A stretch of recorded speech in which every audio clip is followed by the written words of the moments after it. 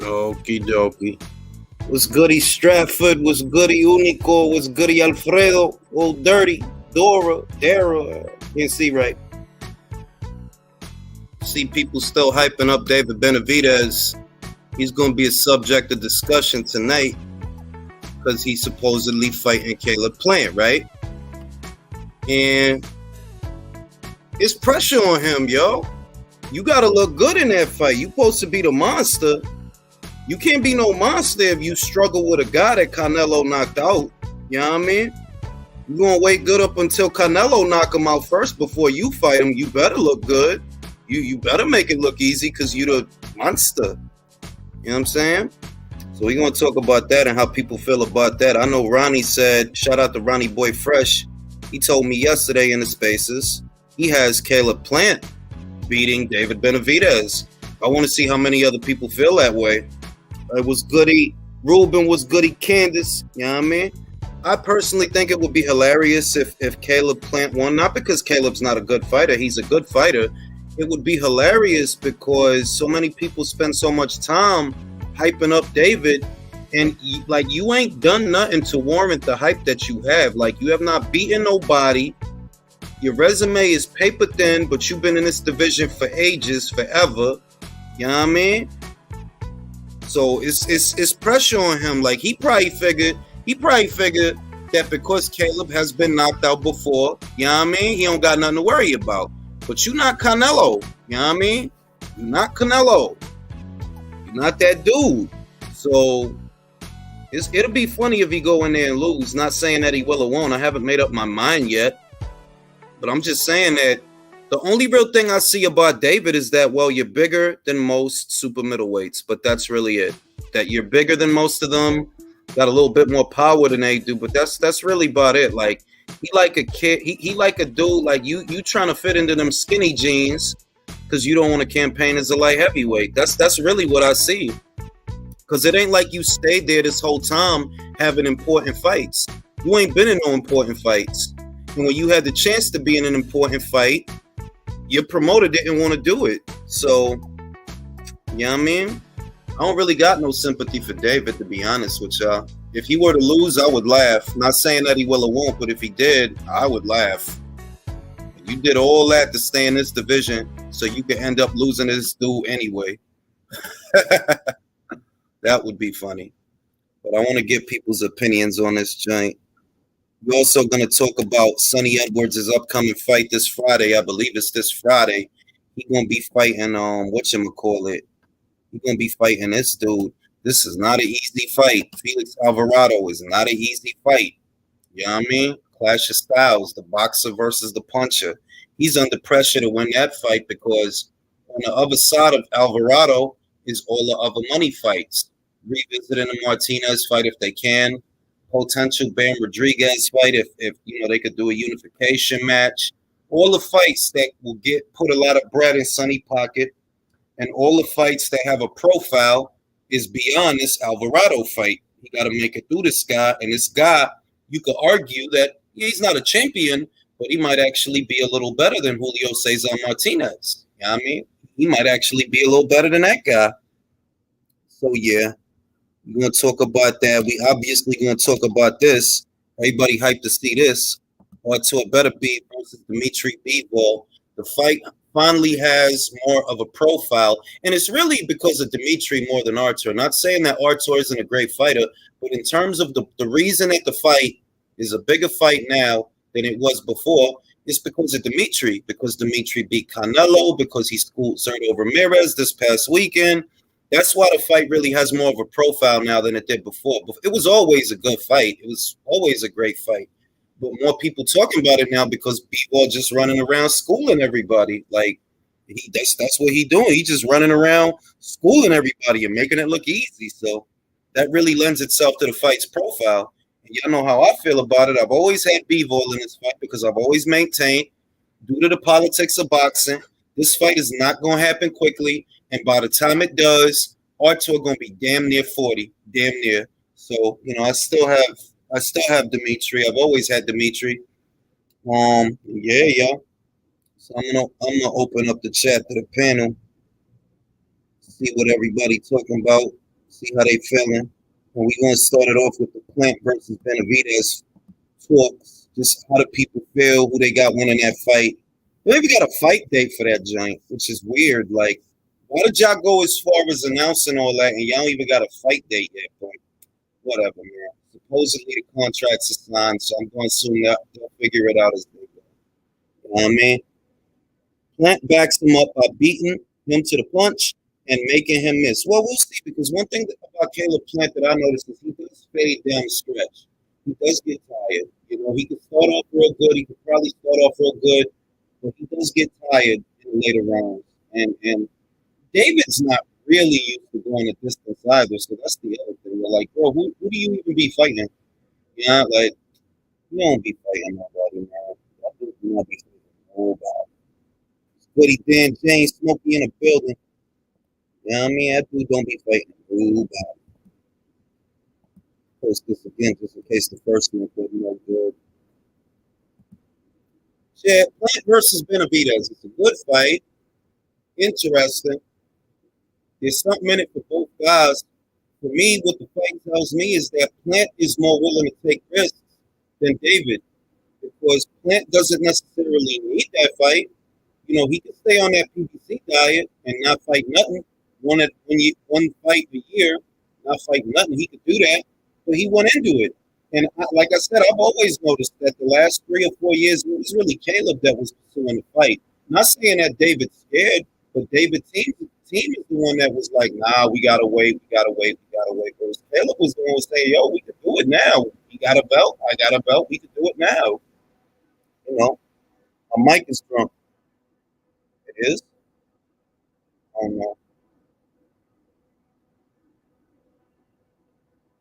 Let me see. Maybe if I put these headphones in, it'll fix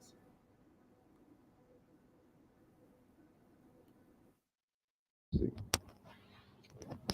Let me see. Is that better? Is that better?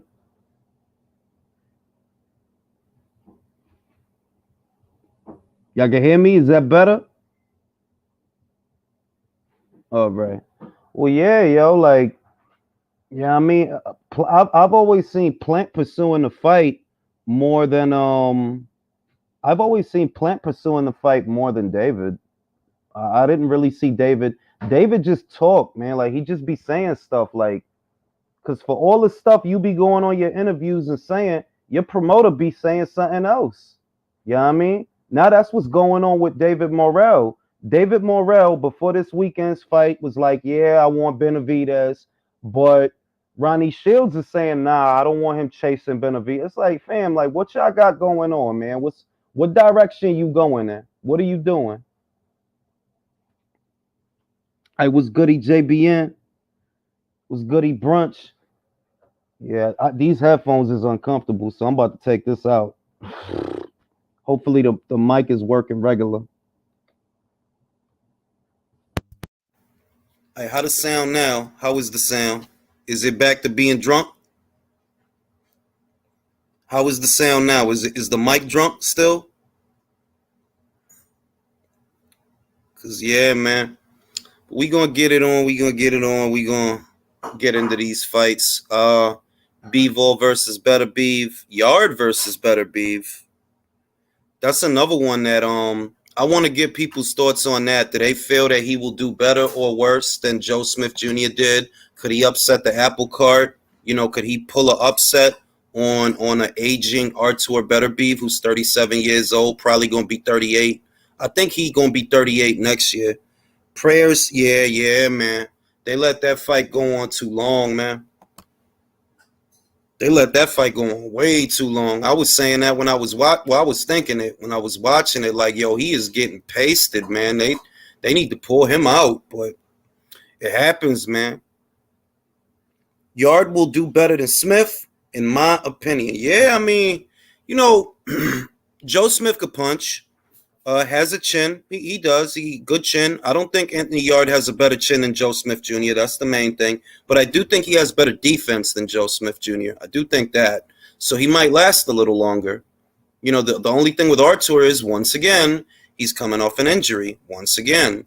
So, and he's not a young guy. So it feels like whenever he gets out there, it could be a potential banana skin. Like, yeah, he could box, he could hit hard, all that stuff. But but over the years, he's never been able to keep a steady schedule of fights. He's never been able to have a consistent schedule of activity. Something always sidetracks him. If it's not promotional issues, it's illness and injury. It's something always sidetrack him, which is probably why he ain't got a lot of fights. Anyway, let me post the link again for y'all. For those that want to hop on, give me a piece of their mind. You know what I mean? Shit, it's a good fight. Thank you very much. Appreciate it. Ooh, that's delicious. Wife just gave me the chicken with the rice. Ow. That's good. It's really good.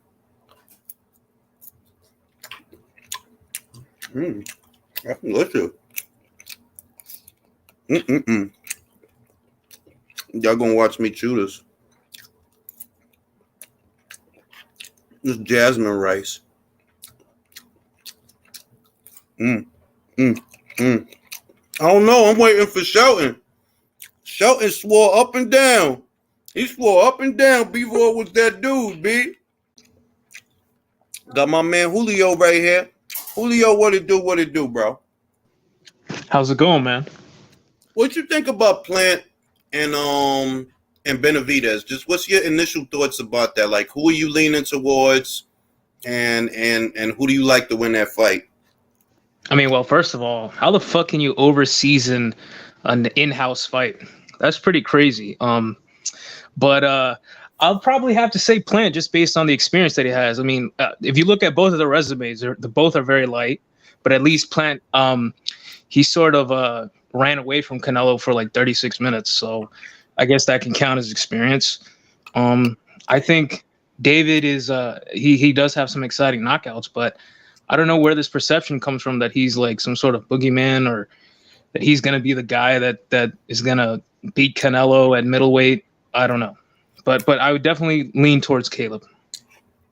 Now, with David, maybe David is the genuine article, and I always say this about a lot of guys that I think are hype jobs. Maybe he's for real, but we'll never know because he doesn't fight anybody.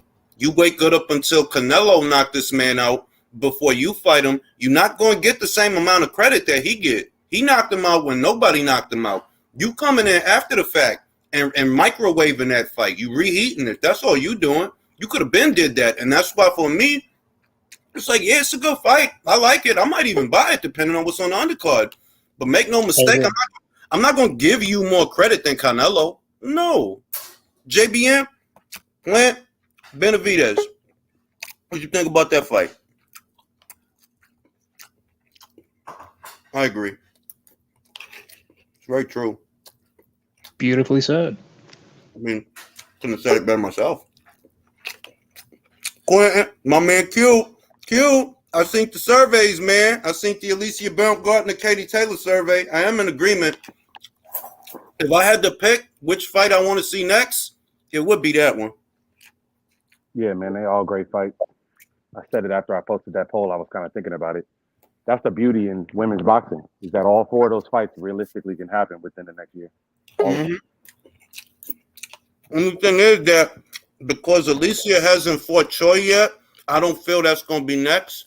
It's not going to be next. You know what I mean? Like, that's not going to, because she has to fight Choi. I figure she'll get the undisputed, and then they do the fight. So that's why I'm like, even though I would want that to be next, I don't think that's going to be next. If it's going to be one of them, it'll probably be Chantel because she ain't got nothing going on.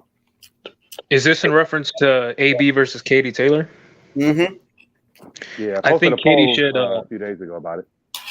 Yeah, I think Katie should take that check from Amanda first because I don't know if she. I think that's actually a big risk against AB. So maybe you want to cash out first. Listen, I love Katie, but I already said it. I think AB beats her. I'm not even I'm not even she. I think right now, if AB go to 35, based on how she built, she'll beat Katie. She'll be stronger. She'll be faster. She's younger. Katie ain't fought no pure boxer before. I'm telling, and I've seen Katie whole career in the pros No, you never fought. Most of the fighters you fought, boxer, puncher, pressure fighter. Those two alternating. Never fought no pure boxer.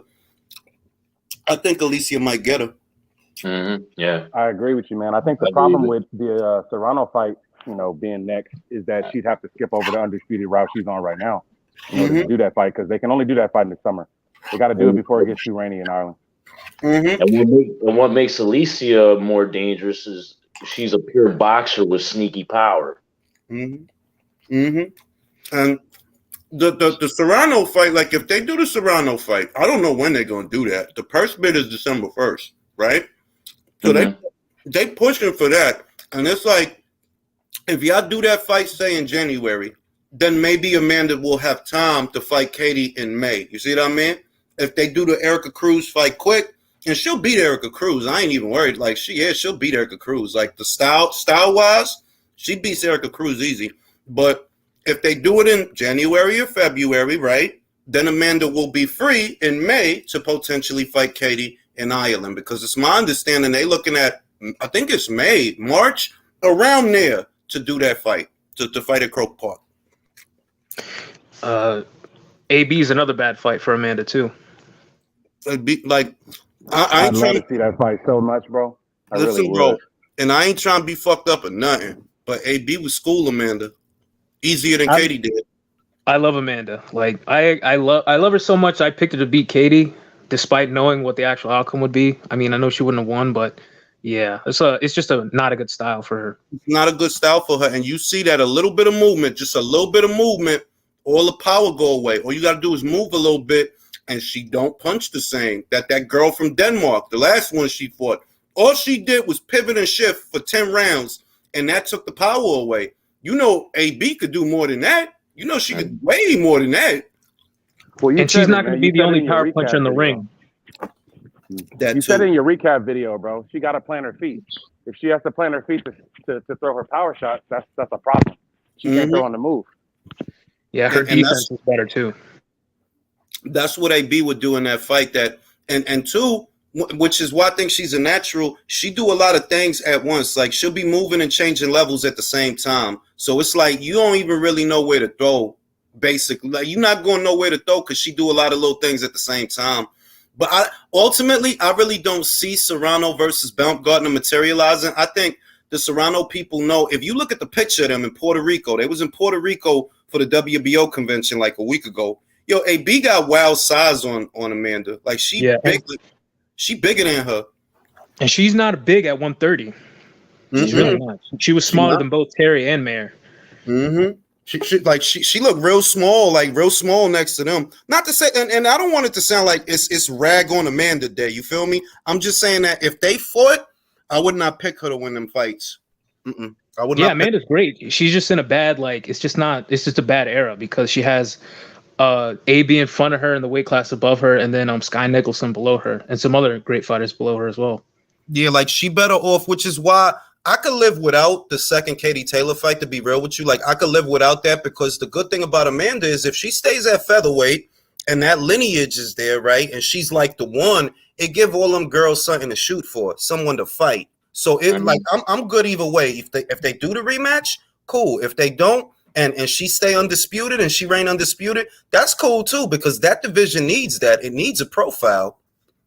Yeah, you got Kara Sardin Stall, you got Raven Chapman, you got the new crop coming in. So that'll be very interesting. So she could be like the Katie Taylor of featherweight. They're like, all right, well, all these girls is coming through. That's money for me. That's Sky Sports money. That's Matchroom money. You feel me? That's BT Sport money, because I'm the champ. I got all the belts that y'all trying to get. If I stay here, I could get money with all of y'all. You know what I mean? If beating these fighters. But I also will say that, as strange as this might sound, Sky Nicholson has the style to beat Amanda too. She just don't have the experience yet. But the style, yeah, she has it. She'll slow that fight way down. Jab from the outside. She's a southpaw. So's Amanda. Jab from the outside, pivot and shift, hooks on the turn. She's a slipster. She's a slipster. Yeah. The way that Amanda get to a lot of girls is, they plant their feet, they try to punch with her. Don't do that. Don't do that. You gonna get beat up doing that. You gotta move. So yeah, that's that. I'm gonna ask Q. Caleb Plant, David Benavidez. What you think about that fight? Good fight. Wish it happened 3 or 4 years ago. Would have been a great prelude to a Canelo fight that he ended up having anyway. It's kind of just the bane of PBC's existence now, right? It's like giving you the fights you want to see 3 or 4 years too late. Like now they finally trying to get around to talking about this AJ Wilder fight. It's the same thing. The Floyd Mayweather Manny Pacquiao fight, same thing. You know, it's kind of like they're continuing to give you all these fights that you're really, really begging for, at least the bigger, the top tier fights, but they're not giving them to you until it's too late. Shoot, next, what they gonna do? They're gonna do a would have mattered more if it was a unification fight. They're gonna do a Leo Santa Cruz Gary Russell fight next as a comeback fight. Yeah, right. Yeah, I know, right.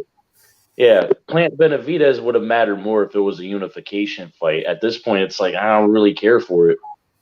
Who you leaning towards, Q? Who do you like in that fight? Because I'm like, it's not that David is bad. It's that you've been in this division too long, and it's noticeable. When I look at how other fighters are moved, and then I look at him, I'm like, man, another fighter with another outfit would have been there and had a signature fight by now. The fact you've been at 68 for all these years and you still ain't fought shit, it's like, I don't even really know what you are. Who you like in that fight? I mean, you have to give the edge right now to Caleb just because, number one, he's coming off of a big-time win. He's coming off of a situation where he's been tested more so than David. And you also got to factor in the fact that, you know, he seems like a guy that's more disciplined. He's never really had discipline issues. So I think that all plays in the long run when you're talking about two guys that are at the same level or close to the same level. The thing that puts them apart is the discipline, it's the versatility and being able to do more things in the ring. So if I had to give an edge right now, I'd probably say I'd lean to Caleb because I think David's going to go in there now after this knockout that Caleb just had, not just walking through everything. He's going to have to respect something that's coming back at him. That's a fair point. That's definitely a fair point that he might give Caleb more respect than people realize. Candace, who you like in that fight?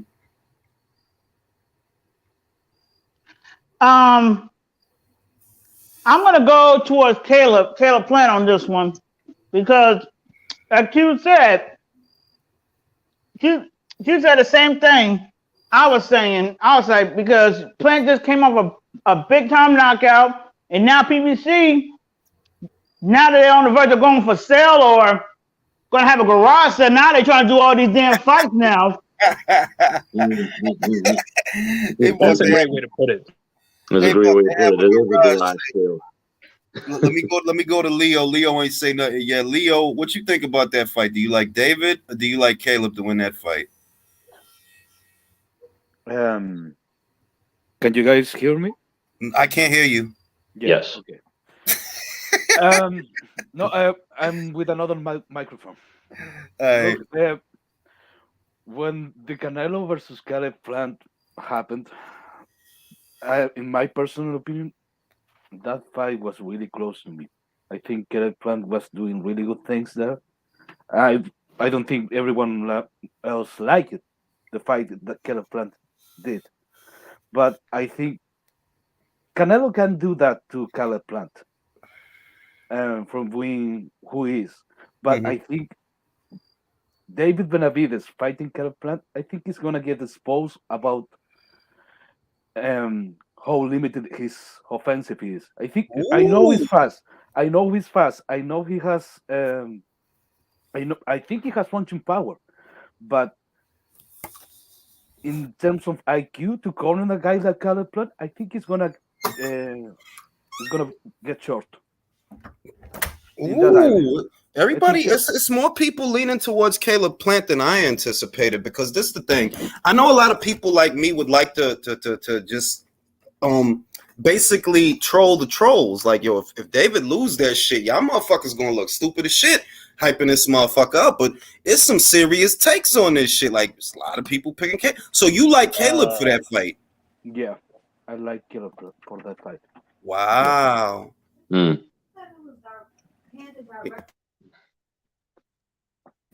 Y'all give me a second. It looked like one of the packages we were supposed to receive was given to somebody else. Okay, no problem. Yeah. I should just eat that shit. Like, she found it. But yeah. Jules, can I say something? Go ahead. You know, I've really been thinking about this fight, Caleb Plant and Benavidez. And man, to be honest, bro, I see it as like Saunders versus Lemieux type fight. Because look, Benavidez is a pressure fighter, bro, but he's a volume pressure fighter. He's not a calculated pressure fighter like a Golovkin and a Canelo. He doesn't move his head. He doesn't have feints. So I just see him getting hit from a lot of angles. I mean, this is the thing. I kind of agree with you that, like, David, if you watch him, it's not like David is setting up a clean shot. He's just in there with guys that, and I don't want to be fucked up, but it's like the guys you in there with don't offer you much resistance. They literally play right into all the stuff you do. And the stuff you do, it looks good on TV, but that shit is not real. Like, you can't just shoe shine everybody. You know what I mean? Like, you can't just do that to everybody. Like, you doing that to David Lemieux. You doing that to Porky Medina. You know what I mean? When you fought Morrell, you didn't sleep Morrell. It's just he had a real bad cut. He kept getting hit, so they stopped it. Whereas what Caleb did, it was beautiful. Left hook, like ma. It was he set it up perfect to hit him with something that he literally did not see, and that's why he dropped him. And it's true. It's true. Like, you know, you look at cerebral pressure fighters, you look at Golovkin or Artur Beterbiev, David Benavidez, is it? Yeah. Question, bro. That's what happened to Zurdo. He's to let his hands go. Yeah. So whenever Bivol started backing him up and started hitting him with some shit, if you take his volume away, he doesn't have anything else. And that's why I think the Beterbiev is a much different fight than that Zurdo fight, because he's a calculated pressure fighter. He's not a volume pressure fighter. He's cerebral. And the thing with Beterbiev that he showed in the Joe Smith fight, that he could box. He could box on the back foot and catch you with the counters. Yeah, he did, because he stepped back. He seen that Joe was throwing that jab, that he just keep throwing that jab, and that hand is out there. He's like, okay, so if you're going to come forward, then I don't have to come forward. Yeah, Joe was trying to break in through the front door, and Beterbiev was like, wow. He was real smart with this shit, because he's like, okay, well, if you're going to come forward, I don't got to come forward. If anything, come forward. Go ahead. Popped him real fast. Virtuoso, who do you like, Plant or Benavidez? I know this might surprise some of you, but I might go with I'm going with Benavidez, and here's why. To me, I just never trust Caleb Plant's conditioning. I'm banking on that because based on what I saw with the Canelo fight, like pressure bursts pipes, man. And when that happens, you start to lose shape, and it's like David is kind of is gonna wail on you once he gets close to you. But like the thing is though, Caleb got really smooth feet, but he doesn't hit hard enough to back off David. That's just what I'm banking on. It's like if he slows down in the championship rounds, like say 9-10, I can see David pulling off a rally. It's just a matter of if David is willing to invest in the body early to then. I know, but that's something they're gonna have to work on in order for him to win. Because this is a bit of a step up in competition when it comes to it, and this is what he wants. You know, if this is what he truly wants, then this is what he needs to do. Invest in that body, not just be a headhunter. You know. If I could add something. Go ahead. Yeah, I was to your point, and even though I still lean towards Caleb, I think his shoulder roll is amateurish. I think he doesn't ever bring his shoulder up in time. Like his timing in that regard is awful. And as far as a lot of people are bringing up his last knockout, but the measuring stick here is Anthony Durrell, a guy who walks into the ring out on his feet. So I don't really know if that could be really used as a metric here.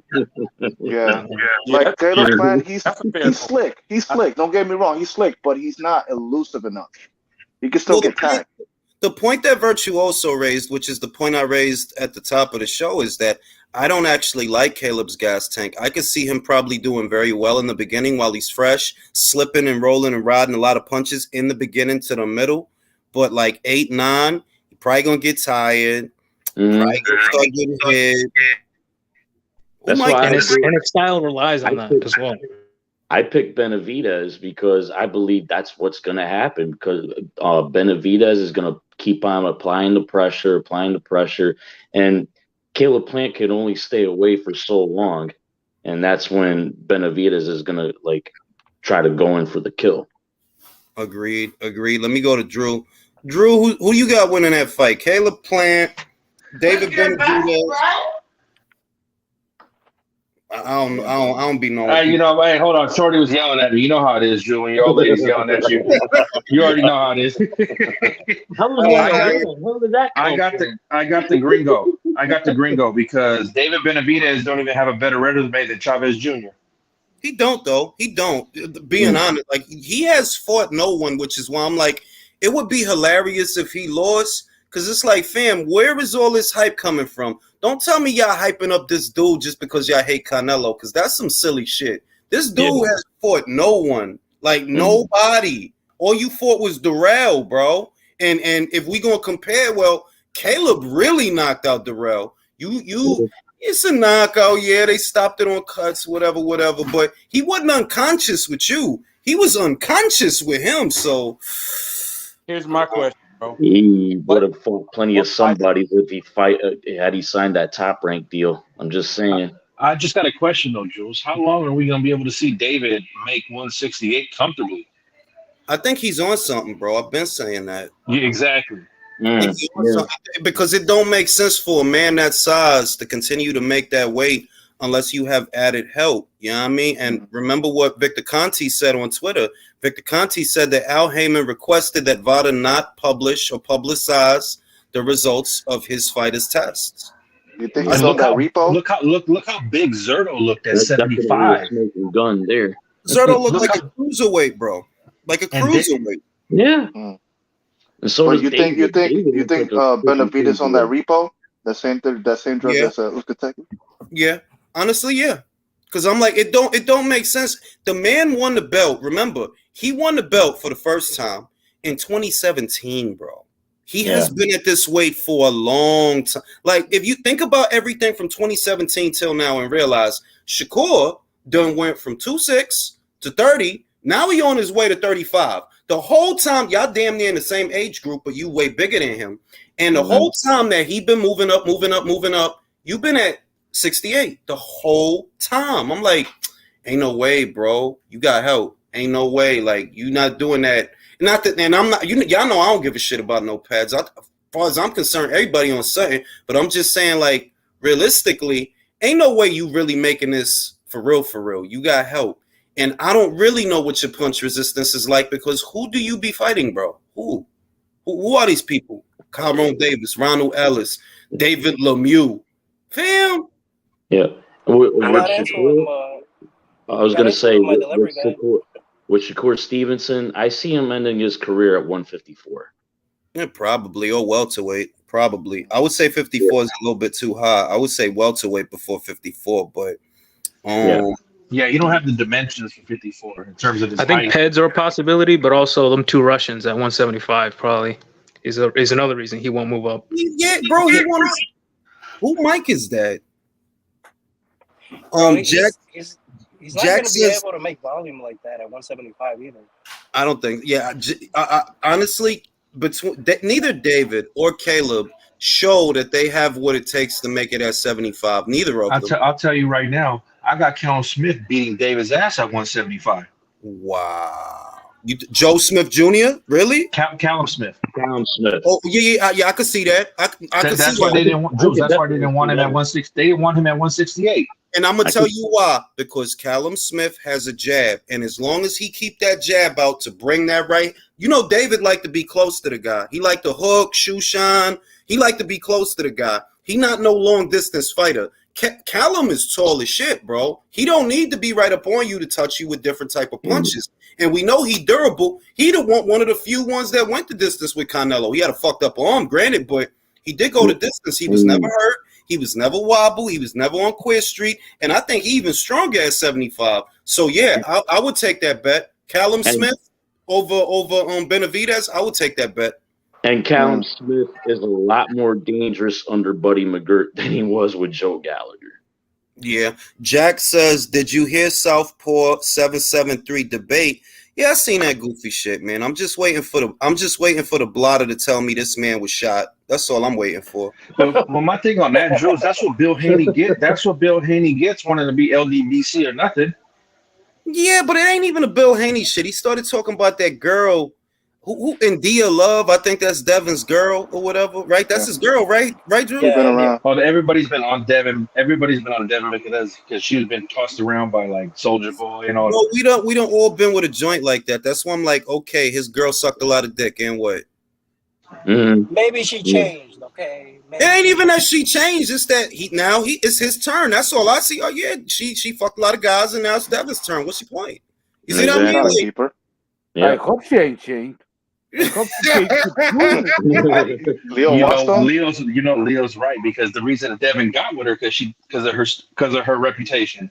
Yeah, Leo took the words out of my mouth. I hope she didn't change. Like shit, I hope Devin having a good time. Like I don't know. Listen, I don't know about that guy. And like I said, I don't know if he really is in Chicago, because I'm like, how are you still alive, bro? Somebody should have been got you already. So it's either you a hermit. Maybe you a hermit and you just go from, I don't know, the house to the gym, from the house to the gym, or maybe the gym is close to your house. But I'm like, I just be looking at him like, yo, how are you still alive? I don't know. He's probably on Social Security because ain't no way he can hold a job. He's probably, you know how he's alive? He's an informant.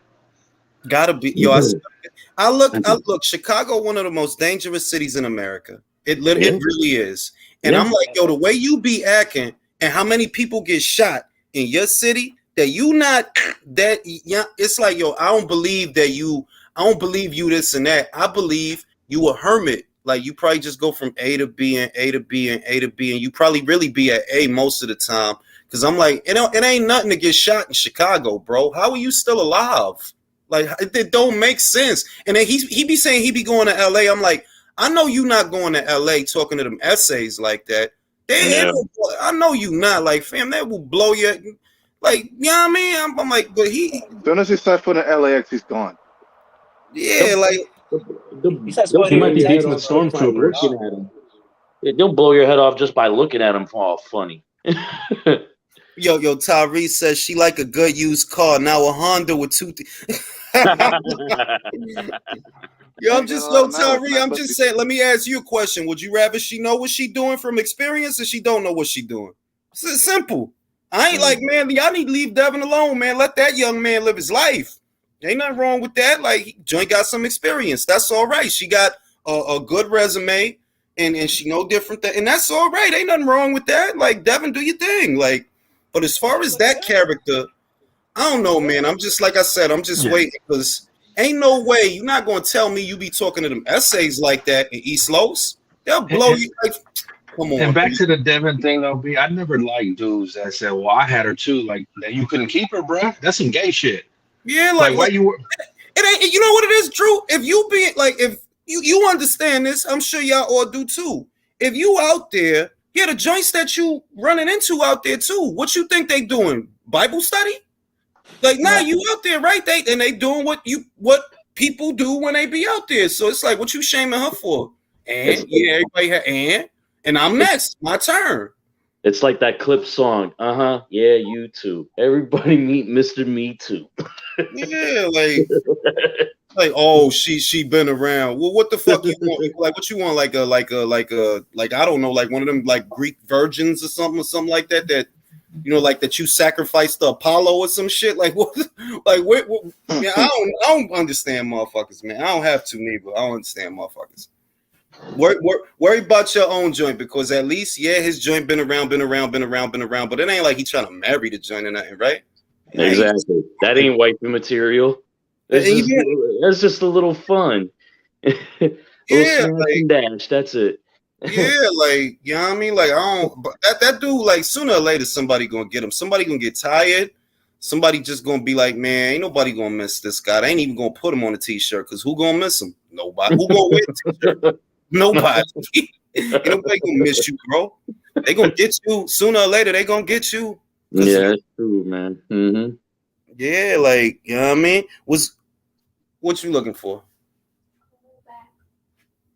Shout out to Hot Boxing Minute. Me and Fool been going at it for almost 3 damn years. That he been alive for 3 years boggles my mind. I'm like, how are you still alive, bro? Like, where do you be at that you still alive? You just, I don't know, man. I don't. And he look older than me, but I think I'm older than him. Like, yo, fam, what are you, like 40 or something or whatever? You too old for this shit you be doing. Like, what you? He's in a bomb shelter. That's why he's been living for so long. He hadn't even damn he might be in the nut house. Nah, he be outside. Look, I looked at stuff like he go to a boxing gym, but like I know you ain't no pro because you ain't got no record, bro. Like what are you, a 40-year-old amateur? I like to see him fight Charlie Zelenoff, man. Not that I think about it. Motherfucker gonna be the oldest motherfucker to make a pro debut. Like, fam, you like 45, bro. You got lines in your eyes and all that, bro. Like you old for the shit you be doing. You old, like. No, you all. I don't even understand that. Like, just somebody need to kill him, man. I got a question. I got a question for you, Jules. So who you got between him and Zelenoff? Nah, I got Zelenoff. Zelenoff got scraps. He got squabbles. He got hella experience. He got rounds in the bank. Like, really, southpaw for all this southpaw shit. I don't see no box rec. I don't see no AMI book, no AMI nothing. Like golden gloves. I don't see nothing, bro. Like where were you, southpaw, bro? At the boxer size class? Yeah, Zelenoff fought a Mayweather, so he has experience. Jules, have you addressed this yet? Like now that the sentiment of why we're praising Bivol for his boxing acumen, but shitting on Devin when they're two completely different. When Bivol has 2 base styles, and you can, like I said earlier, you could take 3 Bivol fights, and that won't even equal. You could add the clinches up in 3 Bivol fights, and it won't equal the clinches in one of Devin's fight. Yeah, Devin clinch a lot. Like, I think Devin's a good pure boxer, but he has no inside game. You don't. Your inside game that's your inside game. You know what I mean? Which is why I like Shakur. Shakur showed in the Kansai South fight that even if he close to the guy, he'll let him go. He'll let him go. He'll keep throwing. Yeah. Devin's Achilles heel is like he really don't have inside game. Like, nah, you just clinch when the guy's and close. Like you said after the fight Saturday, Jules, that Bivol just showed he has mastered 2 base styles. Oh, shout out to Lowe. Shout out to Lowe. Lowe said, I've never heard of him. I'm a franchise holder for Golden Gloves and work national tournaments for USA Boxing. You're not going to hear about him, man. Like he's mentally unstable. If he not on fentanyl, which I suspect he's not a crackhead. He not a crackhead. I don't really think he on heroin. Like he probably on fentanyl or some new tropical sophisticated whatever shit. But like, look, man, somebody gonna get him. It ain't even nothing. Like, fam, you on borrowed time anyway, bro. Just do your crazy shit while you can, because you on borrowed time anyway.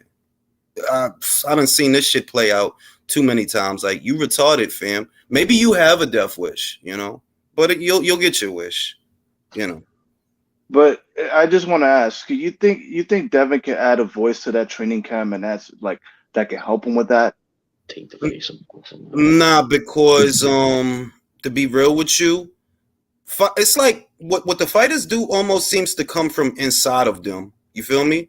What they do, it seems like and he not no inside fighter. Like you could see that. Whereas Shakur, he has inside game. He showed that in the last fight. That now I'll sit in the pocket with you for a little bit before I get back on my jab.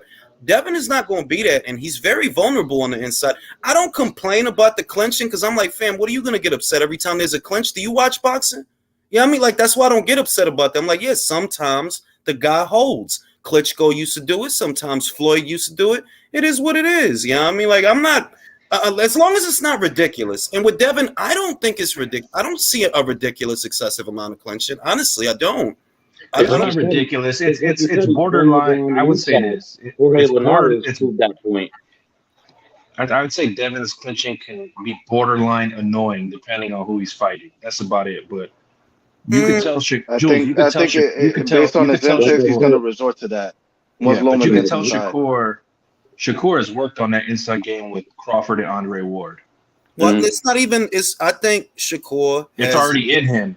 Yeah, like Shakur has and I said that before. I think Shakur has a little bit more dog in him than Devin, which is why he willing to mix it up. Like, all right, well, I done felt what you got, so I'm gonna just throw what I throw. With Devin is a boxer. Boxer first and foremost, he is a boxer. And I don't think he has inside game, which is why I'm like, look, Loma didn't look great with Jermaine Ortiz. But motherfuckers don't want to be real. That was 10 months of inactivity. You don't want to understand that. Jermaine Ortiz does things that Devin don't do. He has inside game. That's one. He switch it. He fight orthodox and southpaw. That's two. He big as shit. He looked bigger than Devin for that weight. That motherfucker's big for that weight. Yeah, like he big for that weight. So it's like, and they acting like he was supposed to be just another scrub. I'm like, I just think what you want. All I know is if Vasil Lomachenko get inside on Devin could be in trouble. So it's a great fight. I think it's a great fight. A great fight. Can I say I like to see Devin dominate Ortiz. Devin doesn't take the cleanest punch. Jorge Linares almost knocked him out. Stopped him. Real shit. Jack says, did you see Crack Paw 773 say that Tank is the fake? Man, that crackhead motherfucker don't know who he pledged fealty to. Wasn't he? Yo, y'all correct me if I'm wrong. Wasn't he like he was pro LDBC and then out the clear blue sky he just decided, okay, fuck them? Didn't he used to like them, or is that my imagination? The Southpaw guy. I don't know. He's just best whichever way the wind blows, man. It's very unpredictable, man. I guess. Yeah, like. Yep. Bro, that dude is your neighborhood crackhead, bro. Like that, the only difference is that motherfuckers see the train wreck that he is, so he gets good and he does get good metrics for what it's worth. He does, but it's not because people like you, bro. It's because they're hoping one day they got the hammer on them and they see you and they gonna take you on a vacation, bro. Good metrics. Take him down to Tijuana for a little vacation. Yeah, like the shit he be saying, I'm like, I know you ain't around nobody talking like for real, you not around nobody acting like that. You not. Motherfuckers will do you in for less than the shit you be saying on camera. You a cartoon, bro. You not even you a cartoon, bro. They'll take him to Tijuana, to Juarez, wherever. It was a cartoon, man. Like, come on, be like, cause you really be around them essays in East Los saying all that fly shit. We both know you don't. Like you be around them essays in Chicago talking that high shit. We both know you don't.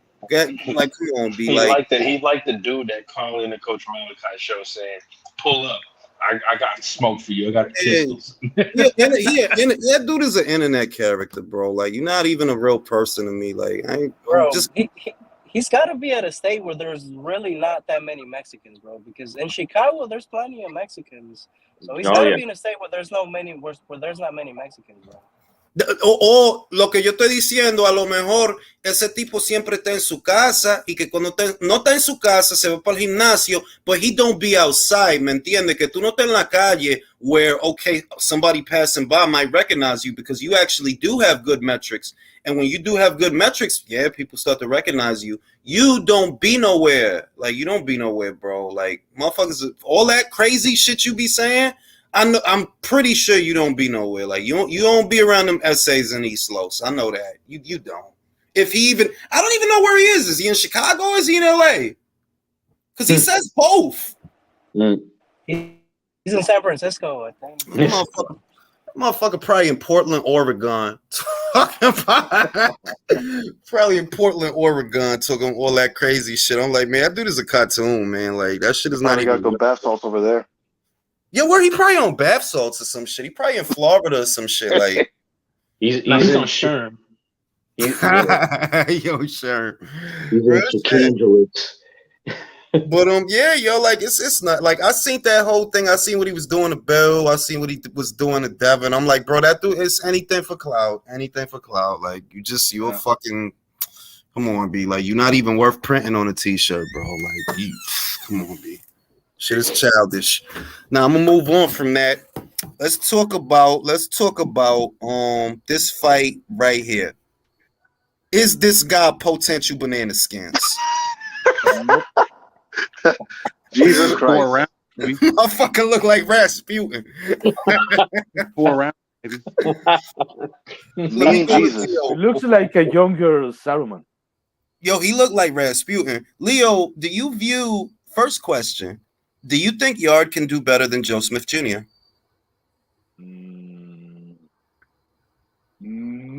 Better? Better. Maybe.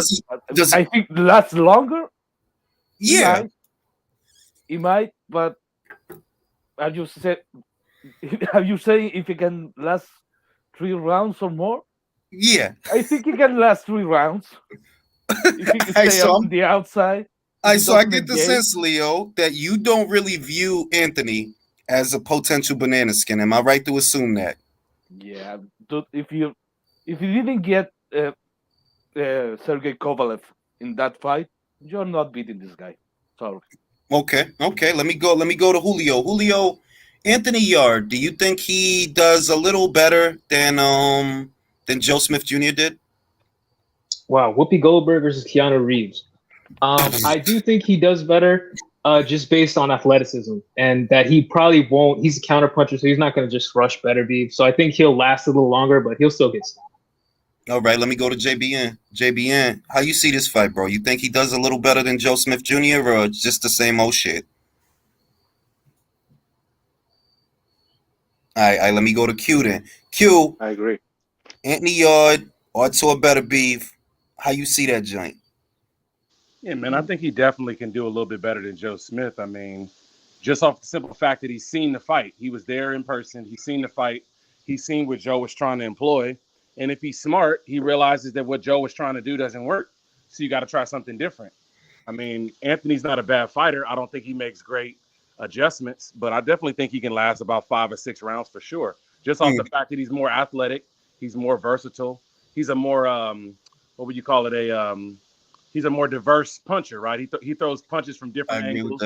He's got a little bit more skill set to him than Joe Smith. So just based off of that, I think he can definitely last a little bit longer than him, for sure. I'm going to say this.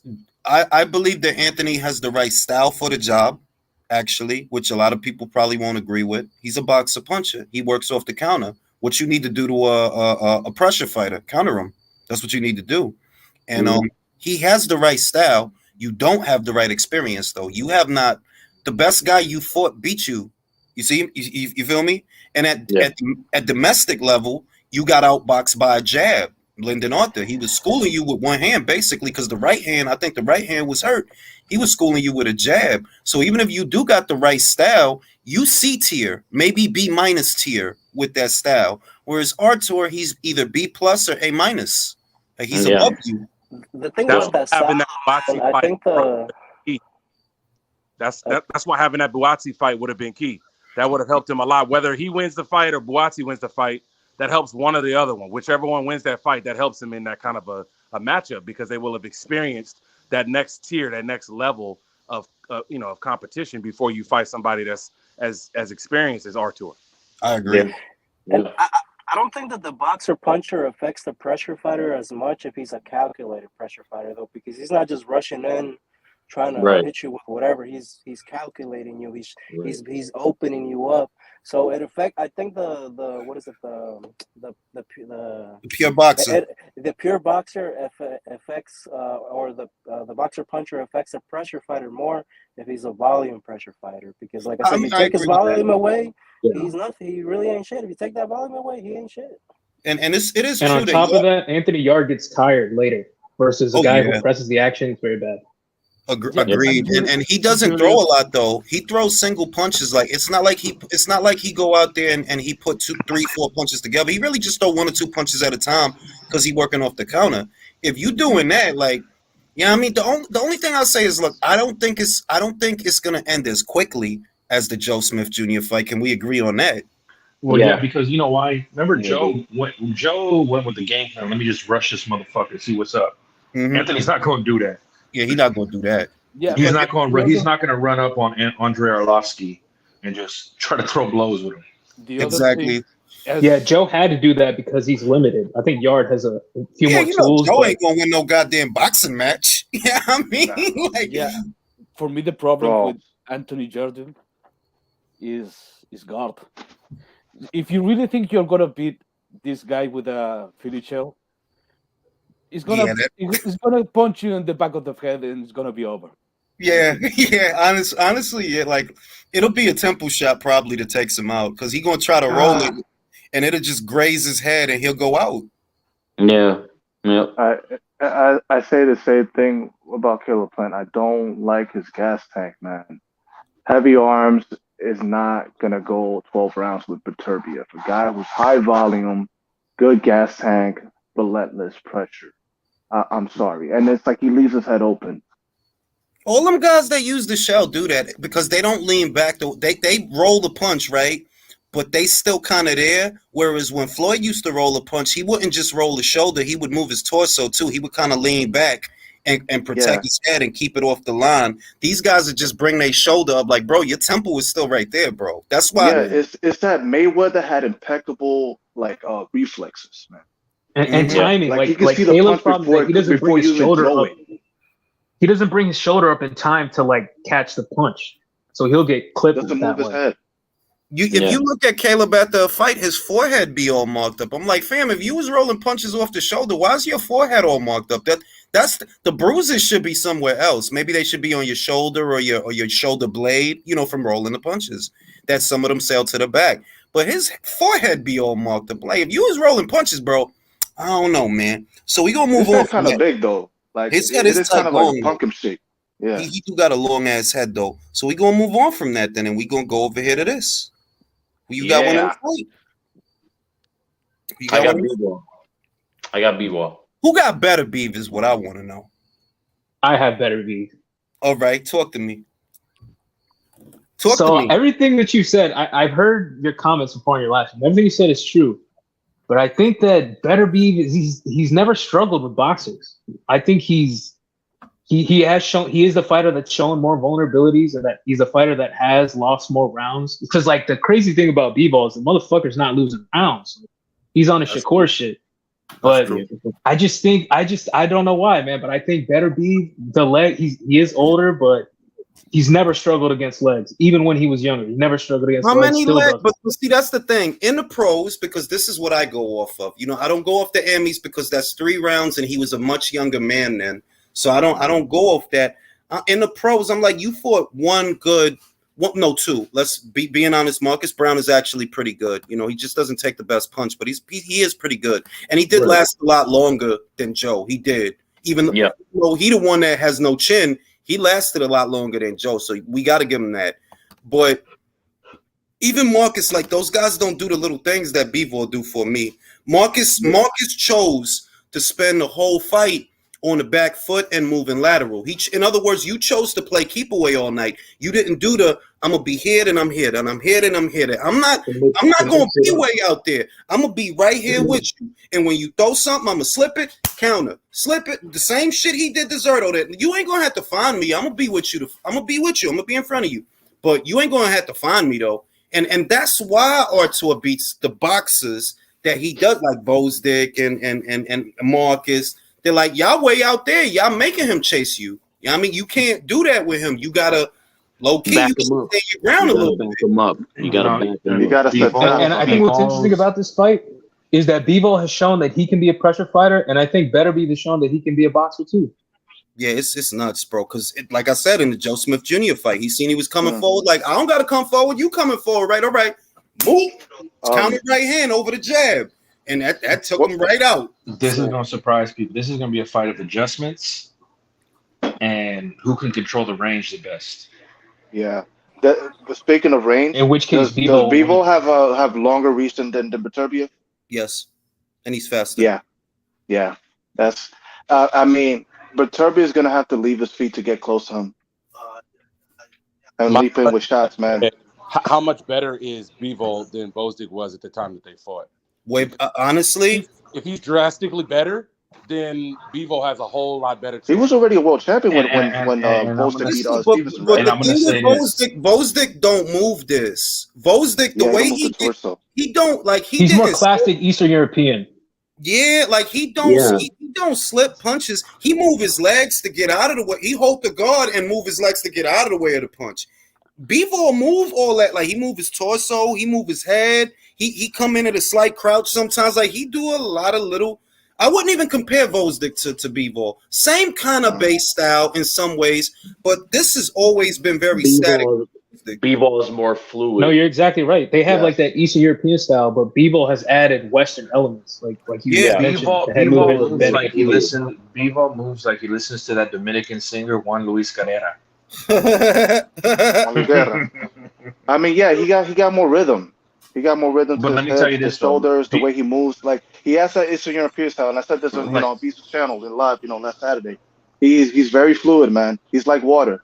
But like you said, Jules, Bivol got enough on them punches to stop a 200-pound cruiserweight from fucking committing fully. Yeah. Hey Jules, you know a Russian fighter that reminded me, like it just came to my mind that Bivol kind of reminds me of Dmitry Pirog, going way back. Nah, Dmitry was Pirog had more mean. Pirog characteristically showed more mean streak than Dmitry. I remember Pirog. Like he wanted to hit you. He wanted to hit you. Bivol, and which is why I think he's going to get Artur. He only does what is necessary. If he don't have to lay into you, then he not going to. And if he do with Zerto, he saw, I can't spend this fight on my back foot. I can't. I gotta. And he said it. I didn't even know that he said it until after I did my recap. He said it. I knew I had to stay with him. I had to stay with him. Like I had to stay with him. And it's because it's simple. If you way out there, once he start coming forward and jabbing, he gonna get into a groove. He didn't let him do that. Like, no, I'm right here. I'm right. Throw your jab. Counters all night. Or you not throwing nothing? All right. Pop. And he's still there with him. He not like, you don't gotta chase me. I'm right here with you. But I'm faster than you. Now, would you say Zerto got a better chin at 75 than Beterbiev? No. About the same. About the same. I've seen Zerto hurt. I've seen Beterbiev drop more times than I've seen Zerto. I don't think Zerto's ever been dropped. No, if he has, I've never seen it. What I'm saying is, you believe there's enough on Bivol's punches to hurt Beterbiev? Absolutely, because they're punches he won't see. They're punches he won't. It's not that Bivol hits super hard. It's that he catch you while you trying to come forward. So while you trying to come forward and he pop you, that adds something to the punch. So what I'm getting at is Bivol fights like he's a geometrist playing pool. He knows he does with the your momentum is gonna hit when he's punching to you. So your momentum's gonna add more of this thing to the punch. Everybody's starting to talk about Andre Ward in the comments. Motherfuckers. Well, I was gonna add, before Bivol got his belt and started being a little more conservative, he used to beat the shit out of people and like get him out of there. Yeah, on HBO. I remember on HBO. But given where he was at the time in his career, remember where he was at the time. He was just coming through. So those was the kind of guys that you fight your first couple of fights. It was those kind of guys. It wasn't guys that was all that. But he was fucking people up at that time. He was. Look, can I say something? I favor Bivol slightly in this fight against Beterbiev, but my problem is this: do you watch the fight? You watch the fight live. I think what round was the 10th, the 9th? I saw Bivol taking the round off. He did almost nothing except a couple of jabs.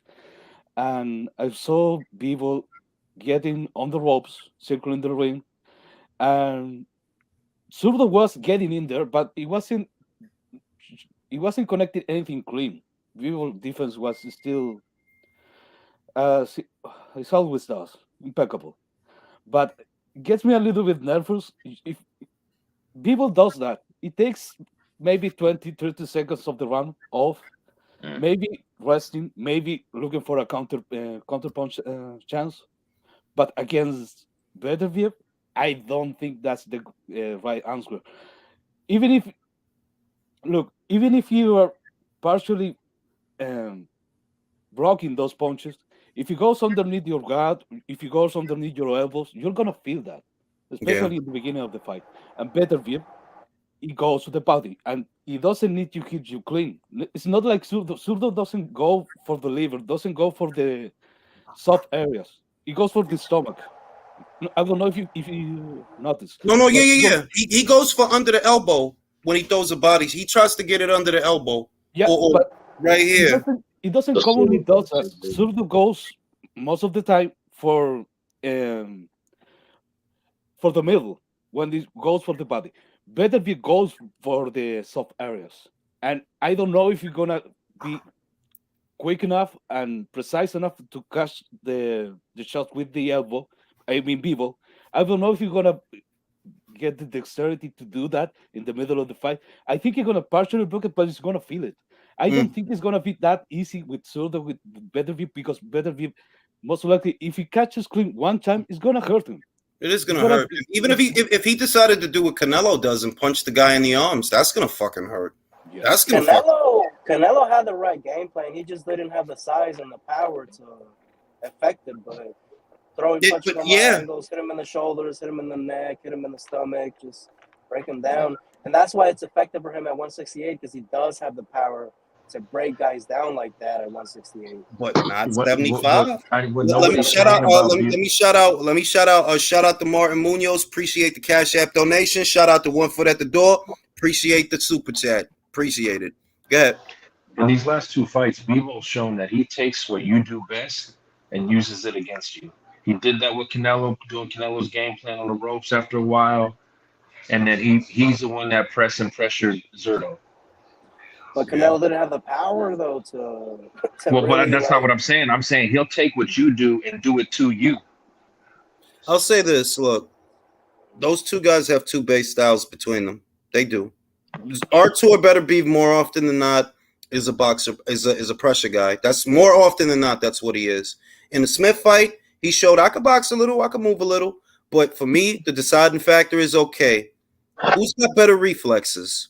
I believe Bivol. Well, he's younger. You get injured every other fucking fight, bro. Every other fight you get injured. And you are 37 going on 38. I look at Artur's punches. He has very short arms. Like, his arms are short. Bivol's arms are a little longer. They're not that long, but they're longer than Artur's. So if you imagine that Artur, and what Artur does, which is really good, his punches are actually very straight. More off, like, he'll throw a straight punch, right? I think I could see Bivol take that half step, mop, right, and catch you coming in because he's faster than you are. He has fresher legs than you do. So that's the determining factor for me, that I believe Bivol will beat you to the punch. I think it'll be difficult, but I believe Bivol will beat him to the punch. And he might, and which is why I said what I said before, and motherfuckers laugh, that he might stop him. Why? You got to hit him with a punch he don't see. And I think he'll go out. I don't think Artur takes the best punch. He's great. But you have not shown me that you're durable. No, you've been down 2 times by guys that really ain't even all that. Jeff Page, Callum Johnson, they put you on your back pocket. You know what I mean? If they could do that, never know. Never know. There's an argument that Bivol has a better chin than Artur. He does have a better chin than Artur. I never seen him down. And it's a fresh chin because it never gets tested. So he don't get hit. So you got a guy that you can't let him hit you. And then you got another guy. He is literally among the guys in boxing that gets hit the least. He's part of a very exclusive club of guys that really don't get hit like that. Yeah. And let's not forget, everyone talks about the time that Joe Smith Jr. caught Bivol with what that overhand right? Yeah. But I think that punch, most of the testament to punch resistance is a testament of his inexperience in the pro ranks. Because if you saw that moment, you can see clearly the ref. It was in the end of the round, and the ref goes within them, and Bivol throws his hands. And you're not supposed to do that. Never. You always have to protect yourself. In the moment Bivol relax, Joe was already throwing that shot. And that is why he got caught with that big overhand right. And he took it. He didn't go down. Yeah, and I think Bivol beat Joe Smith just as impressively as Beterbiev did. He just did it differently. Because that's really the only shot he fucking landed the entire fight. Yeah. the rest of the fight, he was getting dominated. And the Jean Pascal fight, that's another one that people keep glossing over. That you know who beat Jean Pascal before the Badu Jag fight and the Marcus Brown fight? Bivol. He didn't struggle with that dude. He had no problems with that dude. And he was probably juiced to the gills when he fought him. Same juice they found. He probably was on all that shit. And Bivol didn't struggle with that dude at all. Like, no, he didn't struggle with him. Watch the fight. It's on his own. You can watch it. Wasn't no problems. You know what I'm saying? Well, so, yeah, I got Bivol, man. I got Bivol. Now, we got this fight.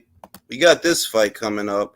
And this is an important fight, not because it's Alvarado per se, but because everything that Sonny wants is on the other side of this fight. If you want to keep trying to get Julio in the ring, you got to beat this guy. If you want to have that unification fight with Bam, you got to beat this guy. But is he going to beat this guy on Friday? Felix Alvarado. I have a feeling that, honestly, Felix Alvarado is a banana skin. Potential banana skin. Definitely. Julio, what you think? Is Felix going to get him, or can Sonny make it work? As long as Sonny's moving his legs, I think he should be okay. But, yeah, this is another tough one, in my opinion, because I see why everyone thinks that, but I think Sonny has the second best legs in that division after Bam. So I think he might just win it the way he wins all his other fights. Leo, what you think, man? You think Felix could catch up to him, or you think Sonny going to be too fast on the fly for Felix to land anything of substance?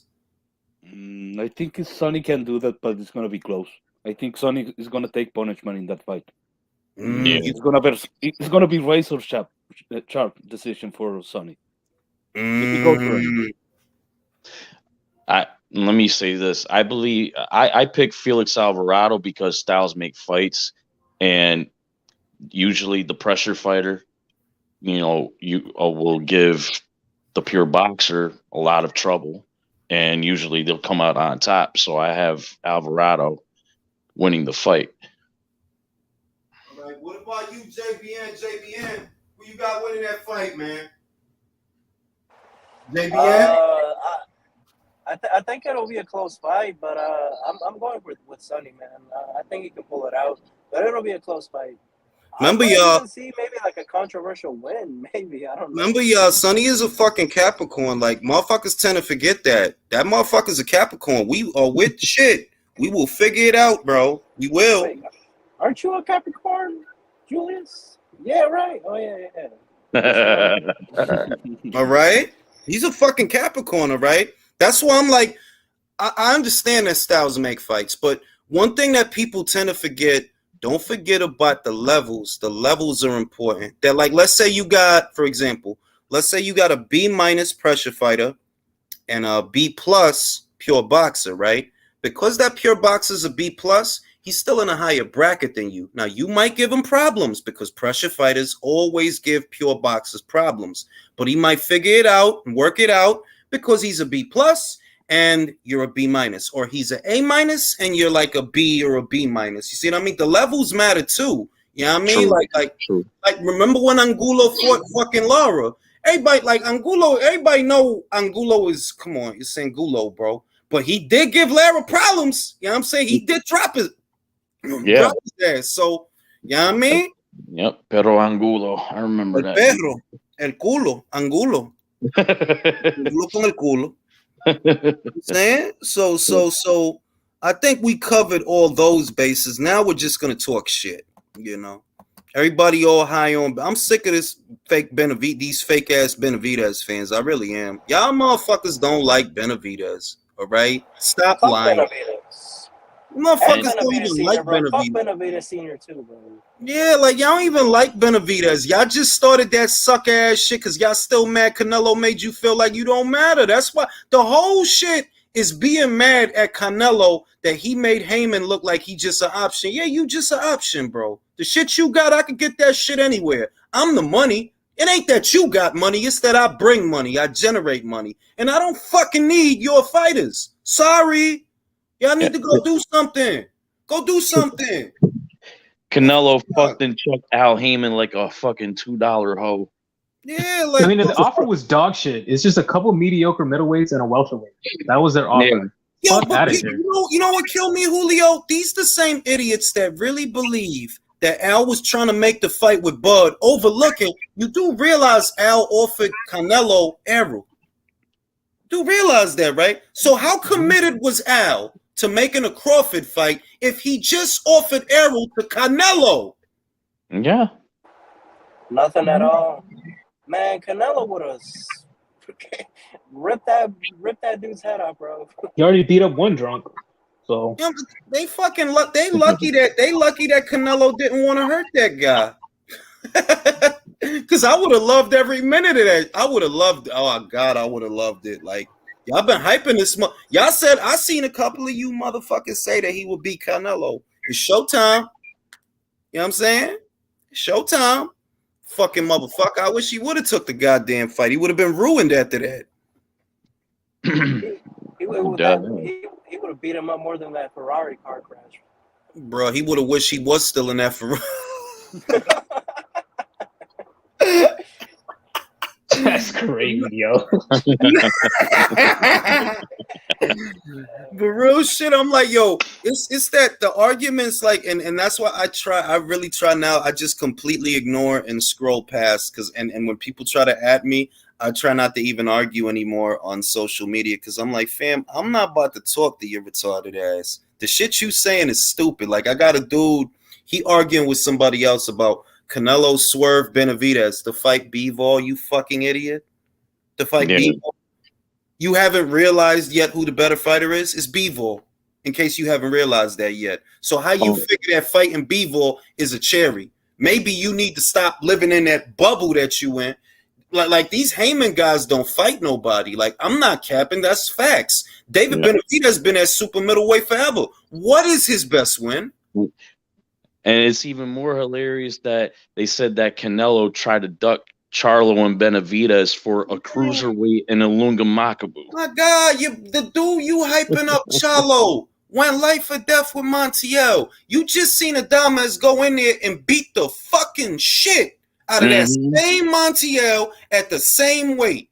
If that don't tell you what you need to know, you got like a disability or some shit. Like you must. Because it's obvious to the rest of the world. Charlo ain't it. I'm sorry. He maybe at 54 he was at 60. I'm sorry. I would not pick him to beat Yanni Beck. No. Yanni Beck would destroy him. Destroy. I wouldn't even pick every fight he's in so far has been like he's been like life and death with just inferior competition. He always sports a shiner. I think Bivol would humiliate all their middleweights, Morrell included. One at a time, fellas. Go ahead. Say that again, Julio. I said I think Bivol would humiliate all their middleweights, Morrell included, if they were to move up. Yeah, like all them guys they got. The only dude I see, and I said this ahead of the fight, the only guy I see that has a legitimate ceiling is David Morrell. That's it. That's the only one. Like that dude, I could see him at 75 wrecking shit if you move him right. He's young. He's only 24. He only has 8 fights. If you keep him busy, keep him sharp, keep him fighting, he could really be a dude. I know y'all not going to do that because y'all don't know shit about grooming no fighters, but he's a winner. He's fun to watch on TV. He talk a little bit of shit. Probably going to speak 2 languages. I think he speak a little bit of English, a little bit. And he's a really, really good young fighter. But they're going to fuck it up. I know they are because that's what the fuck they do. He's a very marketable fighter, man. And I think most of them had potential at one point, but all these cherry picking ruined them. Yeah, like you got a fighter that's 24 that's looking the way that he is looking. That is a very good prospect that you have. It's very good. And the best thing you could do with a kid like him is like, yo, keep him busy, man. Get him Caleb Truax if you can, Anthony Durrell. If you can, get him a couple of the other familiar guys that perhaps fought on other shows with other promotional outfits. Keep him busy. Keep him fighting 3-4 times if you can. Because remember, this is a fighter that only has 8 fights. It's no reason for him to be fighting 2 times a year. Really, he should be fighting 3 and 4 times a year. I think this year he only fought twice. It's like, fam, this man don't even have 10 fights. He should be fighting 4 times a year. Yeah. He should be. Yeah, he's only been fighting twice a year since he turned pro in 2019. So what you're saying is already happening. Like they're already fucking him up. Yeah, that's how I feel. Like a young fighter like that, yo, you supposed to fight them first couple of, your first 10 or your first 15. Those is the get busy years when you fight 3 and 4 times a year. Normally, not at the PBC. You'll have 7 fights, 8 fights at the PBC, and they'll have you on 1 or 2 fights a year. And it's like, how is he supposed to develop on that schedule? He doesn't have enough rounds. That's what happened with Tawks Nyambayar. That's exactly what happened. That was another kid. I think he was 11-0 ahead of the Gary Russell fight. He hadn't fought in a year ahead of the fight. I'm like, why is a fighter that's 11-0 on a year hiatus? Olympic silver medalist. Why is he on a year hiatus? What y'all got going on that this man has not fought in a year? That makes no sense. For that, he might as well not even be with y'all because y'all not getting him fights. Common sense. And I see it with Morrell. I'm like, Morrell is one of the only guys I see they got. They're like, nah, this dude is a gun. But y'all gonna fuck it up. That's what y'all do. Yeah, he a gun. Like he's a gun. But y'all know what to do with that. Y'all gonna fuck that up. I already see it. Yeah, he's gonna have to leave that fucking that fake promotion if he wants Canelo. I don't want to hear no shit about Canelo doesn't answer. Man, get the fuck out of here, man. Just leave the fucking. It already started. Ronnie Shields started that shit where David out his own mouth is calling out Benavidez because he did that the week before the fight. Few days before the fight, he said, I want Benavidez. Like he said, Benavidez always talking about people running from him. I want him. What Ronnie Shields say, I don't want him chasing Benavidez. He's not a real punk shit, man. I'm like, man, see, here you go. Right? And that's the fight that, no, he should be chasing Benavidez. Why? We on the same side of the street, remember? It should be easy to make. Why not make it? If call Canelo a bitch, right? Fuck it. Canelo's a bitch. He won't fight David. He won't fight David. Canelo ducking everybody, right? Okay, so what are you going to do now? What are you going to do? If he don't fight neither of you, what are you going to do? What, you just going to sit around doing interviews and shit? Well, I want Canelo. That's like, what are you going to do? If you don't get Canelo, what's the next best fight to make? Shout out to D Styles because he said it best. He the one that said that. Let's say you want Canelo, but you can't get him. Whatever, fine. What are you going to do? What's the next best fight you could have? David Benavidez or the winner of Benavidez versus Plant. Simple. Mm-hmm. Yeah. They had Christian and Billy for one fight at the PBC. I would have liked to see that fight. Him and David Morrell. Yeah, that would be a great. I think that David shows a higher ceiling. He does and I like my Billy. It's the little things he does. The way that he angle his torso, slip the punches, roll it, and come up with uppercuts. He do a lot of good shit. My Billy hit like a son of a bitch. Like that dude hit hard. He hits like a truck. Oh yeah. Like a fucking truck, bro. So, that'll be somebody going, that'll be a hospital fight. Like, yeah, somebody gonna have to go to the hospital. Both of y'all probably. Speaking of hospital, prayers up for your bossy Nula, still in the coma, man. He put a man in the hospital, man. I'm like, damn, this shit is a one-way fucking down, man. They should have ended the fight way earlier. One-way traffic for a while in that fight, man. The dude was just getting hit, and I'm like, yo, this dude is getting hit a lot. His nose was all fucked up. You know what I'm saying? I'm like, yeah, they need to stop this. And after the second knockdown, I was like, now this is a Tarantino movie right here. This is just gratuitous. Like, that man is finished. That second knockdown didn't need to happen, but the ref, Tony Weeks, which is weird because Tony Weeks is normally really, really on his shit. Normally, he's prompt. Yeah, he's usually on his shit. I know that's on his shit. Like, why you let that fight go on? You can see this shit is over, bro. Like, this is the same dude that when Ward started, I wanted Ward to finish Kovalev. You didn't let Ward finish the food, bro. You didn't let him finish the meal. You jumped right in and waved it off. Why you ain't waved this shit off, bro? Yeah. There's always some funny business going on at the Minneapolis Armory on a PBC card. Always. Yeah, no shit. But in that fight, okay, I can see the angle of it's a fucked up angle, really. It's like you have these two guys. I have to give this guy. I wanna give this guy for real highlight knockout. So I'm gonna stop it late. Yeah. I'm gonna watch this guy getting beat to a pulp, and it's gonna stop it late. Yeah. And the motherfucker, and this is the fucked up chip. The guy didn't want to go out really because he was getting hit a lot, but it was still pressure. It was still coming up. So it was an argument to say, okay, the fighter is willing to go on, but it was too too consistent beatdown. Yeah. For like 3-4 rounds. Okay. At one moment, the corner, at least the corner, should say, okay, we wave it off. Stop the fight. Yeah. I don't think it's so much about the referee. No, it's just if you know Tony Weeks, Leo. He normally is like he's normally really sharp, and it's like if you see that it's one way, like you see in this, and you're the guy who jumped in Ward versus Kovalev too, just because Kovalev was hunked over. Like I wanted Ward to knock him down, knock him down and knock him out, and you didn't even let it get that far. You jumped in because you see the dude, nothing is happening, dude is folded up. All right, it's over. What happened? Like and didn't he stop like Jose Luis Castillo from falling on his face? Yeah. It's like, yo, what happened to that Tony Weeks? Like, what, you don't like Ados or some shit? You went to dap him up and he left you hanging? Like, I don't know, man. It's fucked up, man. But I hope he be all right. I heard that he has a long road to recovery. That's what I heard. He gonna be all right. Like, he'll recover. But another thing I heard is he still has a long road to recovery, though. That's what I heard. Sounds like Magomed Abdusalamov all over again. Yeah, man, motherfucker just got hit too much. Alone, he might end up as fuck. Nah, let's hope not. They said they expect him. At least what Jake Donovan posted stated that the doctors expect him to make a full recovery.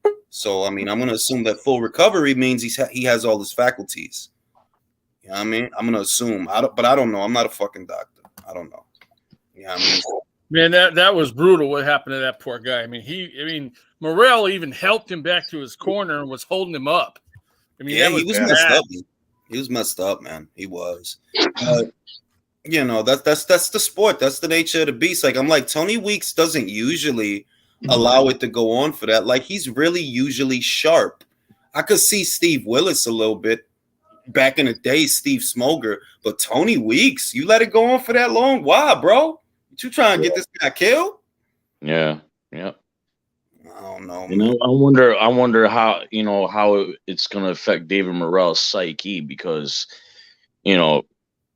some people just some fighters after a fight like that they just be like, damn, I almost killed the dude, like or damn, I killed the dude, and you know what I mean. It's like it happened to Boom Boom Mancini. It happened to Gabriel Ruelas after the Jimmy Garcia fight. You go on and on and on. You know what I'm saying?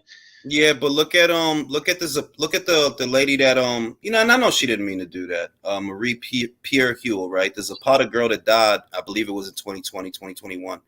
After that happened, it's gonna mess with your psyche, but she got back out there, she's still winning fights, still beating girls up. Look at Subriel Matias and the Maxine Shut his shoulders. Yeah, like he's still out here fucking people up, man. Like he still is. Like but with Alexander Vosdik, that the whole Adonis Stevenson situation, to me, I think it like affected his mind probably a bit. And it seemed a bit gun shy when he was fighting. Like well, I mean, after that, people say that, right? But I'm like, look, Artur gonna make you gun shy. Fuck the body that you might have caught. That motherfucker hit hard, bro. You don't want to be. You don't probably even want to throw around that motherfucker's like, if I throw, he gonna counter the shit, and I'm gonna get hit, and it's gonna hurt. So I don't even know if it was that. I never heard him say that. Oh, that affected me. I never heard him actually say that. Beterbiev is a danger if he grazes you. That dude hits so hard. If he grazes you, he could like fuck you up. Yeah. Hot Boxing says prosperity to all the boxing degenerates, blessings to Ados. Yeah, I hope he make a full recovery. But that's what Jake Donovan said, though. Jake Donovan said that he spoke to the guy's promoter, Ados's promoter, said all this stuff about critical condition is misinformation, and he's expected to make a full recovery. That's what Jake Donovan says. So I don't know. I hope he do. You know what I mean? Hope he do. Let's hope. Didn't Dan Raphael report the initial thing though? That guy's been taking L's. Follows backstage wanting to get in. Yeah, he said was he the one that said he was in critical condition?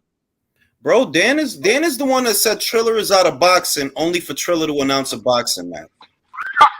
Yo, come on, bro. We're too grown to stop believing Dan Raphael, bro. Like we're at that point where motherfucker, you be posting false information to be You saw what his promoter said. Like, bro, Dan Rafael made it seem like this dude was like here, whether the first promoter to come on and be like, yo, he'll be fine.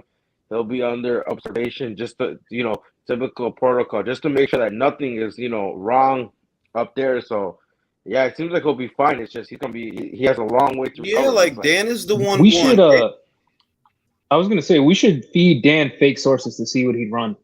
Might as well, because I think ever since he left ESPN, it really hasn't. And I'm not saying that to be petty. I'm being serious. Like, a lot of times he'll say something and something will come out that it'll be the opposite. One was the Triller thing. Another thing was the numbers for Canelo versus Triple G. And I'm like, bro, that was embarrassing. And I swear on God, like, sources. I got the number that they put out.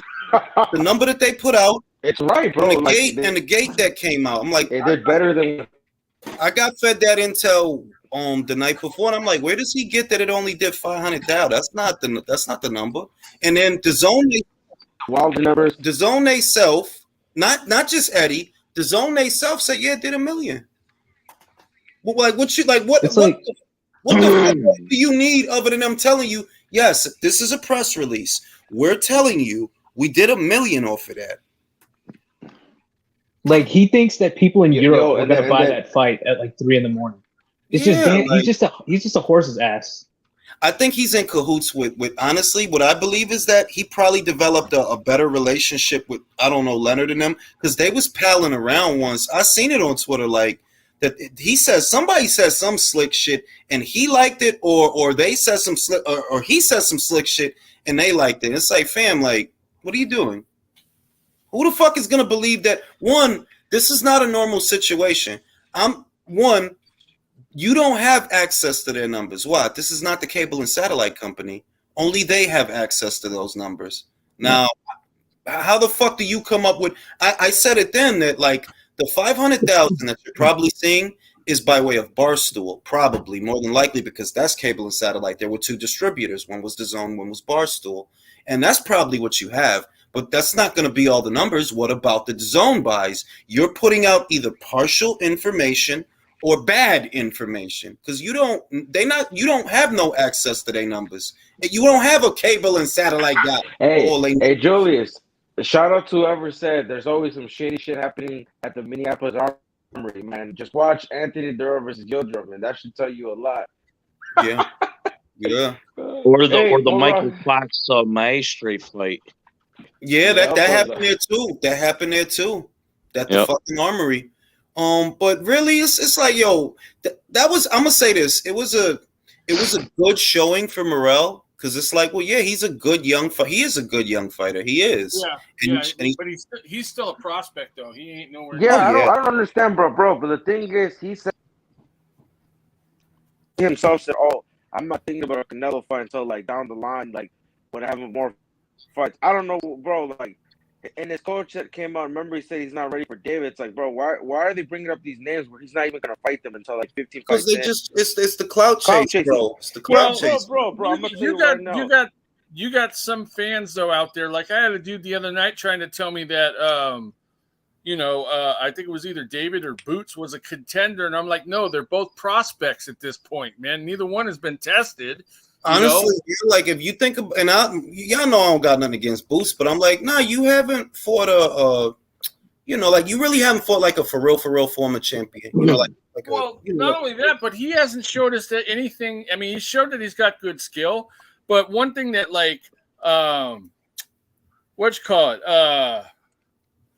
God, my old age is going on me. What the hell? What the hell is what's his name? Ortiz. There we go. Victor Ortiz. He showed that he could come back from adversity in a fight. We haven't seen that with Boots yet. Yeah, we haven't. And the sad part is we're not going to. We're not, and it's not his fault. It's not Cameron Duncan's fault. No, it's just the state of the division. He fought a total of 4 minutes against Castillo Clayton, was it? Yeah. But to your point about David Morrell, like, he has a WBA regular. It's not like he can't, like, try and go that route with Canelo. We'll see. You are getting old, man. But you just said Victor Ortiz, and he did show resilience against Berto. Yeah, I know. I totally blew it. Yeah, you have Luis's Ortiz memory. I'm distracted right now. You have to forgive me. To be fair though, bro, he has a regular belt, but we've seen that bullshit. That's okay, man. Well, but he got the regular belt so that they could call his fights title fights, bro. You see what I mean? Like that's why he got that. Put him in there, bro. I'm gonna tell you right now. I've seen David fight live, and I've seen him fight because, bro, he's in my state right now. David would beat him pretty bad. I'm telling you, man. Like, bro, stop hyping up David Benavidez. Yo, listen, stop hyping up David Benavidez. Nobody believes that shit. I don't believe it. Bro, I stand corrected. I meant to say Virgil. Damn it. David will be lucky. David will be lucky. David will be lucky if he make it past Caleb Plant, bro. That dude don't fight no punchers. That dude been at 68. That dude been at 68 for 1,000 years and has not fought a puncher. Bro, yet. Listen. Lou DiBella let the cat out the bag. Lou DiBella let the cat out the bag that he offered him Carlos Gongora, and Samson was like, no. Let me post it. Bro, they're both unproven. Like one has 8 fights, but I'm telling you, I think Ados is better than anyone David's fought, or most of the people. I'm telling you, I think David would have probably stopped him like in 6. I'm telling you, I like Ados, but bro, like, come on with that shit, bro. David don't even really be. Stop hyping up. People got to stop with this David guy, bro. No, like, I'm not hyping him up, but bro. You are. You telling me, yo, he would have did it better. No, I don't know what he would have did. You know why? Because he don't fight shit. He don't fight shit. So who's more proven? Morrell? I'm like, come on. So you would pick Morrell to beat David right now if they fight? I'm saying that based on what's going on, right? This is what's going on. David is developing under your nose, right? If Samson was smart. Yo, who mic is that? If Samson was smart, who mic is that? If Samson was smart, you do the Morrell fight sooner than later for the same reason that Lubin fought Charlo. Get him now, because if you wait, he might be better later on. Now you want to fight Caleb Plant. I know why. You just saw Canelo knock him out last year. I see the sucker shit for what, like, you a sucker, bro. Your promoter move you like a sucker, because he know you not all that. I'm sorry, you're not. A lot of the shit he do it because the people you fight, they can't do nothing about it. Now, I think with David, it is weird. It's almost like he's entirely manufactured. Like, the hype around him is predicated on the fact that, okay, he's half Mexican and Canelo's already beaten all the other middleweights. Yeah, that's literally the only reason people consider him some sort of. You know what? Keep going. That's because you was reading from the hymn sheet. Like, yeah, the whole thing with David is this is one guy at 168 that Canelo didn't beat. So fucking what? He didn't fight Carlos Gongora neither. You know better than him. Not to say that Gongora is bad either. I think Gongora is good. I think Lerone. No, Gongora is good. Gongora is better than the last guys he's fought. No, I'm saying that. I mean, I agree with you with the hype, but like to be fair. Yeah, somewhat some of the work, but yeah, you're right. Like, it's his own fault. Like, you miss weight, bro. You fucking dropped the belt twice. Like, come on, dog. Es que imposible. Es imposible. Por ejemplo, I seen a guy earlier. He was trashing Billy Joe Saunders, right? The same Billy Joe Saunders that schooled David Lemieux years ago at middleweight, right? Who just fought David Lemieux? Prime Lemieux. Lemieux, not a washed Lemieux. And who just fought David Lemieux this year? It's like Cocavides. And that's the like Drogavides. And it's like, fam, like, you really don't like all this. Drogavides don't fucking like you, fam. You have been at super middleweight for years. How could you have been here this long and you don't have a signature fight? That's fucking stupid, bro. It ain't. Bro, he's just now fighting his stablemate. This is insanity. Exactly. It's like, fam, you should have been did that. Like, that should have been a no-brainer. That should have been easy. Nah, let's wait till Canelo knock him out, and then we'll fight him. Yo, and the funny thing, the fans are celebrating that like that was like, oh wow, what genius match. Nigga, that was supposed to happen. Yo, I seen that rage. I seen that Raging Babe lady post about it, and I'm like, yo, are you fucking kidding me? They should have been did this. Well, I ain't going to say. Yeah, imagine if AJ had waited to fight Dillian that one. Insanity. Exactly. Yo, exactly. It's like, yo, we get those kind of fights on Top Rank all the time. All the time. Parker. Imagine if Joshua waited to fight Parker like in 2020. Maldita mierda. the shit to me is like what I see is, look, do I like the fight? Yeah, I like the fight because it is an interesting fight. I don't think it's a bad fight. Pero para mí ellos se mueven como un tro de pendejo. Oh, vamos a esperar que Canelo lo tumbe y después we'll fight him. You could have fucking fought him first. The fuck? And be unified champ. What do you think about Plant versus Morrell after he's, developed more down the line? Listen, It's a good fight. Plant will give him a challenge because of footwork. Like Plant will give him a bro, I'm challenge. just saying, Morrell out here putting people in comas, bro. He out here putting people in comas, bro. That's all I'm saying. That motherfucker only got 8 fights, and he already done put a motherfucker in a coma. Davis stoppages is like yeah, he hit hard. I could see he could hit, but it's like it's who you fighting that it really tells me. See, like what's impressive about Beterbiev, for example, is you see him do that to a Vosdick. You see him knock over a Joe Smith that could take a punch. Fucking Artur hit him, and the whole energy bar goes down. Off of one punch, the whole energy bar goes down. So you know that what you're looking at is real. With Bivol, same shit. He fought Joe Smith. He fucking fought Craig Richards. He fucking fought Jean Pascal, Zurdo Ramirez. It's like, yeah, there's a real point of reference. David, who is your best win? Please don't say Darrell. Oh my God. Darrell, the guy he got a standing 8 count when he was born. That guy. That's funny. Bro, like how could you have been in this same weight class? You were here when George Groves was here. You were here when Zurdo was here. You were here when James DeGale was here. Now you were here when Saunders was there and Smith was there. And Plant, he got the IBF. He picked it up after fucking DeGale vacated it. Uskateki picked it up, and fucking Caleb won it from Uskateki. Bro, you have been here for a long ass time to not fight nobody, bro. That's crazy to me. Like, nah. You know what's fucked up, bro? That if Canelo was in Davis' situation, Sam just said they wouldn't have fought Canelo. They wouldn't have ever given that opportunity. They would have been like, nah, that's a risky fight.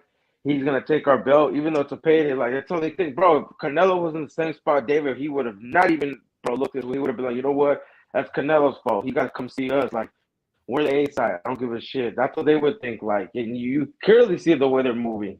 Oh, that fight doesn't make like the shit. It's like what they doing is so corny. I remember I saw an interview que lo dijeron, and they kind of confirmed what I thought that made the WBC. It would be crazy for them to try and strip Canelo to give you a belt. Who the fuck are you? Hey, you know what's fucked up, bro? That the WBC is last in line for the Mando. So WBO, IBF, WBA, and WBC. That's how the order goes. So, like, bro, like, obviously the other people are going to want their title shot, so they're going to go first. So David, and meanwhile, he has to wait until, because you've seen it, bro. If one guy gets the title shot. Tú sabes lo que es malo. Okay, the WBC is not going to order it right away. Está bien. Pero hay pelea. Hay suficiente gente ahí that you could fight, bro. Like, it's in other words, you're not in a situation like Crawford where you literally cannot get the fights you need. Or you're like Boots where you can't get the fights you need. No, you can have fucking fights, bro. You know what would be a really good fight, but it'll never happen? David Benavidez versus Zurdo at light heavy. That would be an excellent fight, bro. But David don't like see he like Samson and one first and foremost. If you told people tomorrow, yo, look, next year, el año que viene, Zurdo Ramirez, fucking David Benavidez en el 175, people would forget that Zurdo just got schooled by Bivol. Like, no, I need to see that fight. I need to see that. These two big dummies, I need to see that fight. And they'll make money with that. Pero por pendejo y bultero, ellos no quieren pelear con nadie. The only reason they're fighting Plant is because they know he's been knocked out before. Right.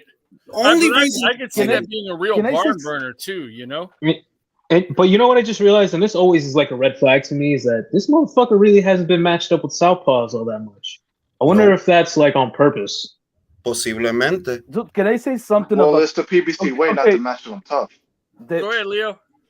The David Benavidez shit, I want to talk about the fans. Because they talk about the speed. And the footwork? IQ, the footwork. Look, because there are people that talk about power. There are people on a slapping contest that have power. People talking about speed. I see guys on Instagram shorts, that Instagram reels that have speed. Now, if you're talking about boxing, if you have to ask, if you have to track down all the way down to, okay, why are you a fan of David Benavidez? You can track it to one single moment, one single performance. It's the Porky Medina. Yep. That fucking that fatality Mortal Kombat. The young hungry contender, Porky Medina. Yeah. Bro, Porky Medina, bro. All is that. It's all it is. Really. It is. The flashiness of the that bro, they're not even real David Benavidez fans. They only like him for their agendas, bro. Bro. When it comes to certain fighters, they don't like David, bro. They just use him as a pawn, bro. When it comes to, I'm not gonna say fighters, but you know the names. When it comes to David versus those guys, you see all the people like, oh, that's unfair. He's like, bro, like you see this shit, bro. They're not really fans. Pendejo.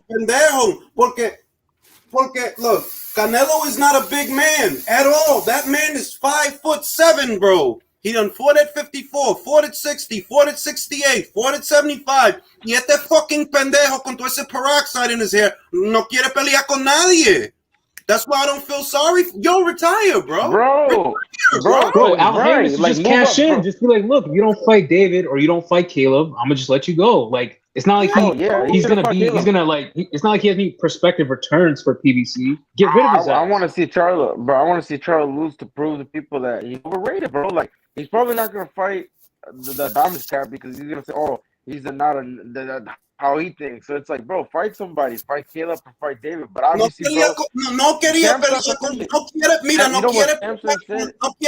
con Andre. No quiere pelear con Benavidez. Caleb, bro, what's the point of you then? What's the point? Samson said it. They asked him, would you ever think of a Charlo fight? Did you guys ever enter it? Like, he was basically the guy in the spirit. Like, did you ever enter negotiations or nothing? He's like, the Charlo fight is not right now. Down the line, it's not the moment. But bro, that's basically obviously not gonna talk shit about a guy that the company he does business with. But basically, that's showing that Charlo probably doesn't want to fight Caleb or David because that's a risky fight and he can lose. So, bro, it just shows right there. Like, bro, he could have moved up a while ago and fought Caleb Plant or fought fucking. Bro, they're marinating fights, right? This is the thing. Like, por ejemplo, my man Oscar Valdez, he lost one fight. I don't give a fuck. That's still my man. Right? He lost one fight, bro. One fight, right? But these fights that we talking about, Stevenson versus Valdez is a better fight. Yeah, it's better than Charlo versus fucking Benavidez. It is. Because underneath it all, todo el mundo sabe lo que va a pasar. Everybody know. Underneath it all, everybody knows. Charlo gets knocked out. Yeah. You can't knock out guys like Brandon. You can't knock out guys like Brandon Adams. You can't knock out guys like Korobov. You can't knock out guys like Montiel. They know what's going to happen to you, bro. So let's stop acting like this is this special fucking fight that needs all this. It's not that deep, bro. Feed this motherfucker to David and get it over with.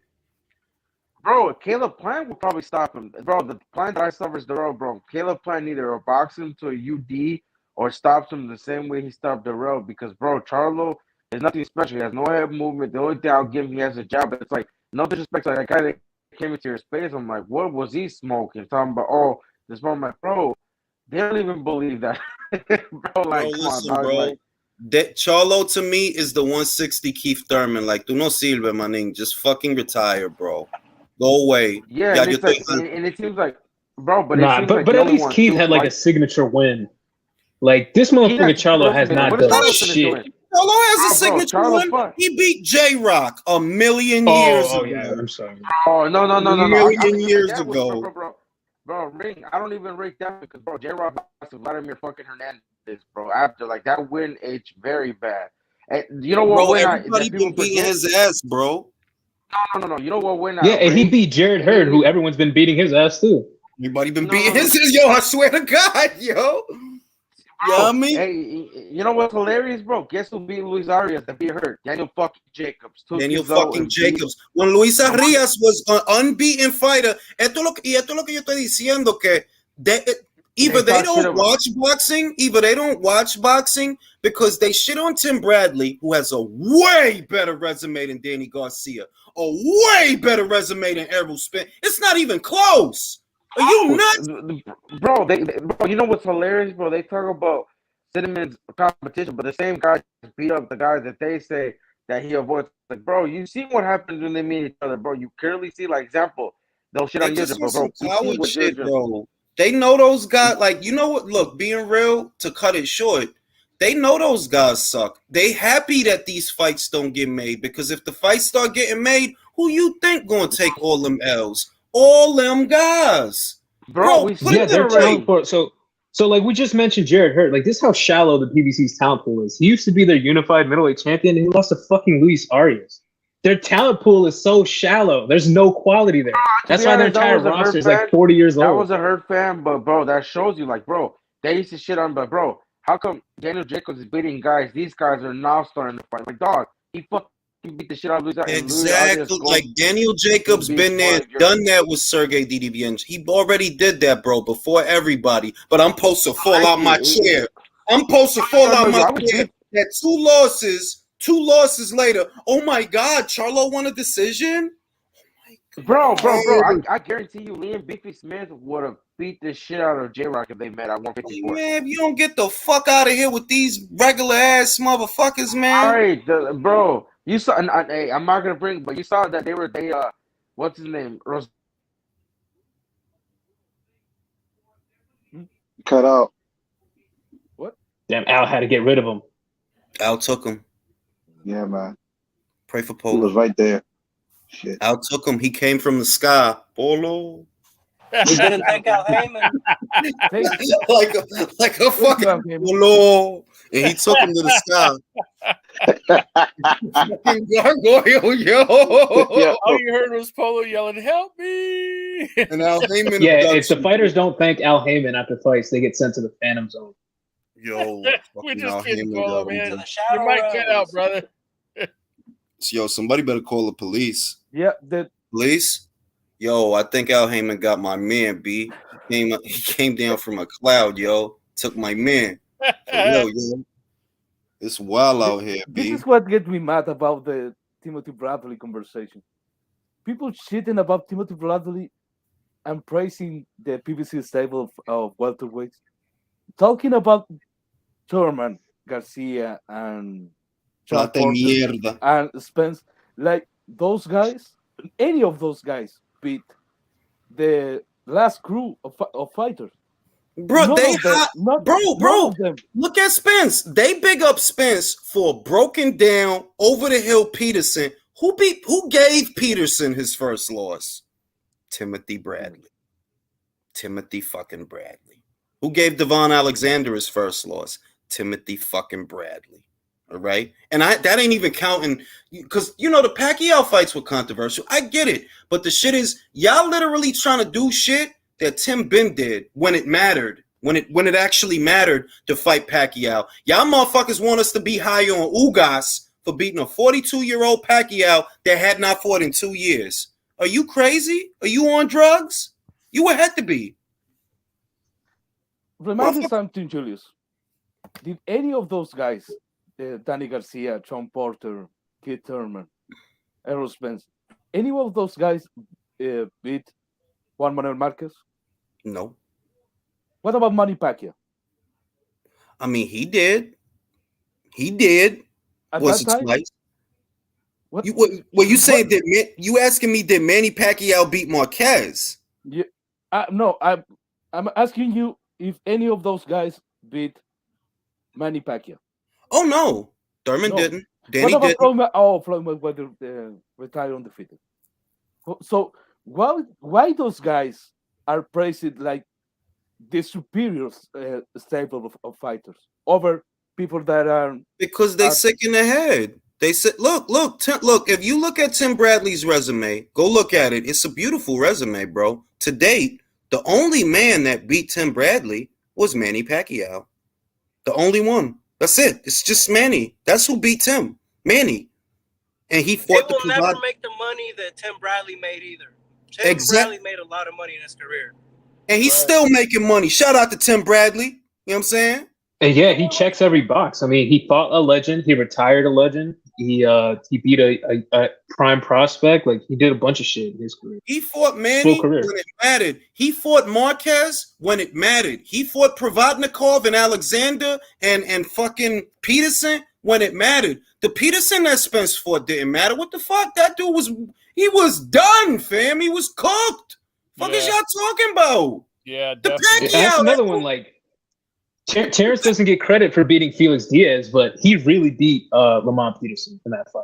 Really? He got fucking robbed in that fucking fight. I'm like the Pacquiao that Ugas. Bro, are you kidding me? That man was 42 years old and had not fought since the Thurman fight. What the fuck shit y'all smoking? What y'all smoking? All them guys is B tier. All of them. Thurman, Danny, Eric, you B tier. Y'all sitting in a circle jerking each other's dicks off saying, we're special, we're special, we're special. Y'all motherfuckers is Reggie. Y'all regular ass motherfuckers. They're not elite. They're not elite. When they would have the little round robin, bro, Danny, Sean, and Keith, they're the B amigos, bro. Not the three amigos, the B amigos. Real That's shit, what they are, bro.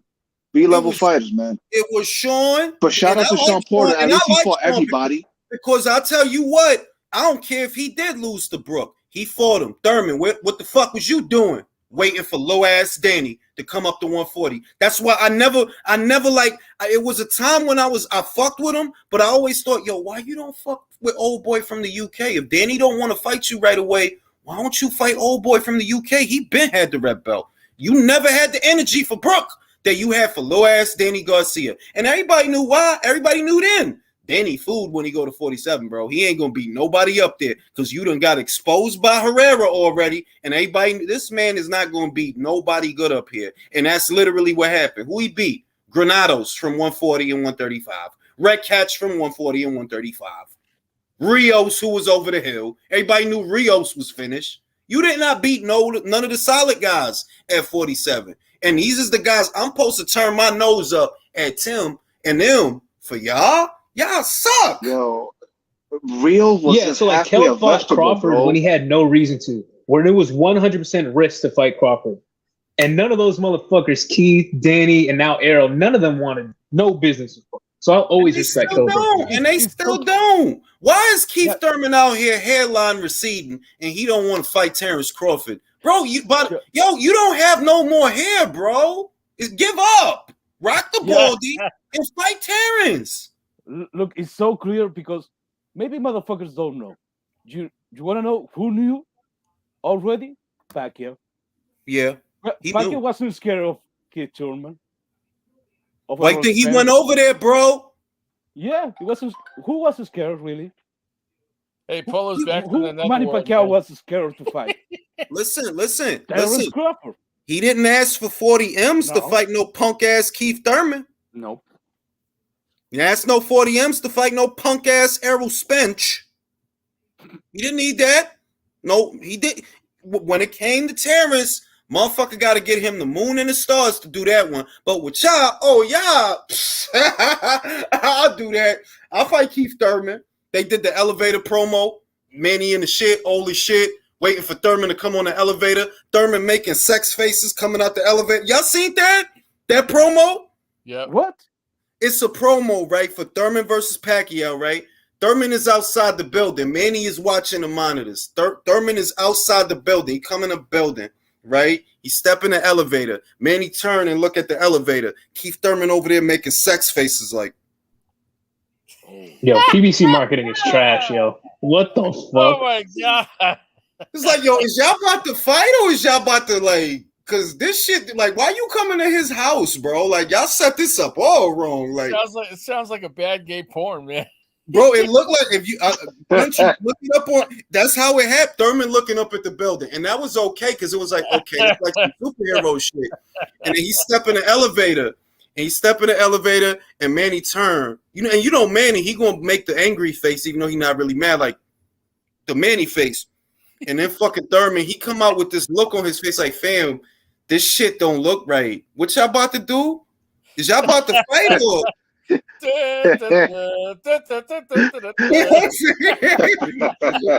did not look right, bro.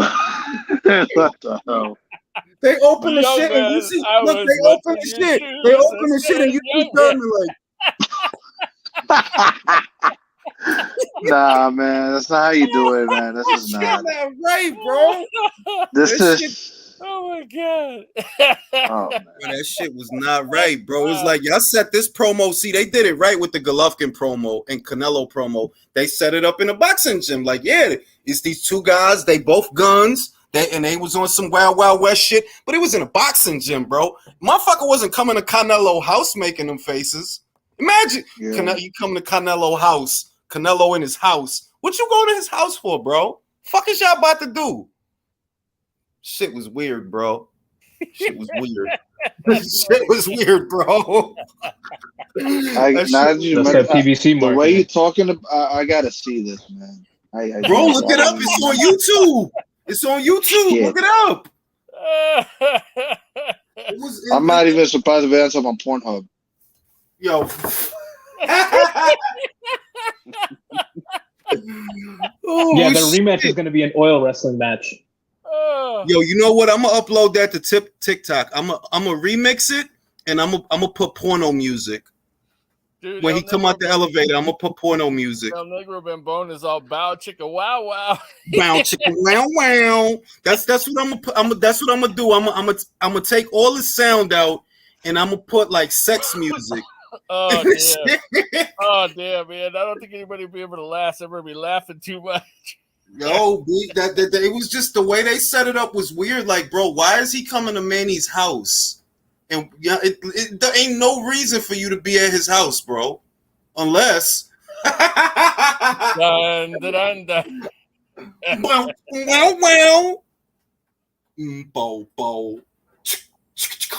I know country remember that shit. Oh, the old Twix commercials. Actually, that's Ferris Bueller's Day Off. They just used it.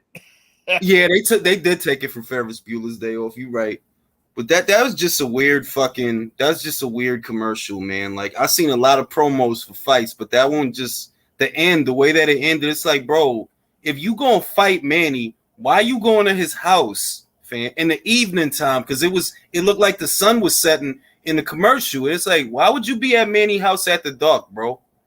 Fuck is y'all about to do? We're in the Philippines.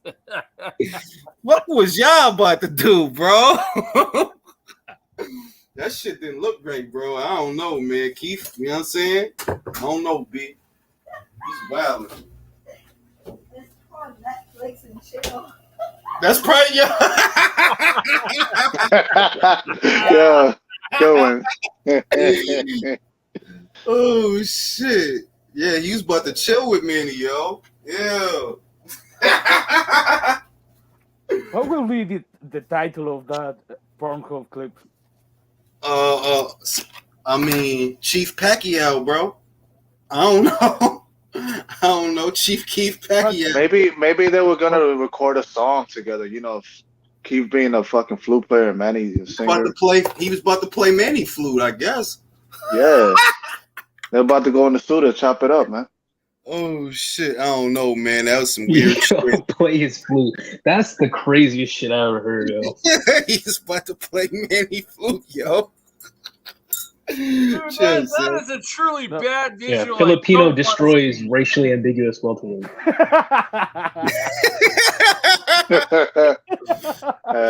I'm trying shit. If you look at the commercial, everything was cool till the end. It's like at the end, it's like, bro, why are you coming out the? It just gave a weird vibe, bro. Like what is this? Like, I think Ellerby had creative input. Probably he probably set that shit up. Keith come out the elevator and unzip. Oh shit, chill, B. That shit going way left. I saw Manny sing at one of his concerts. Oh, really? I mean, I don't know. I never actually heard a Manny Pacquiao song. I should play some I Oscar. hear him singing like in his native tongue, Tagalog, man. He sounds alright, It is Wish I what knew it he was is. singing. Snoring after Marquez. He got them. Ha ha ha. Wow. Real shit, yo.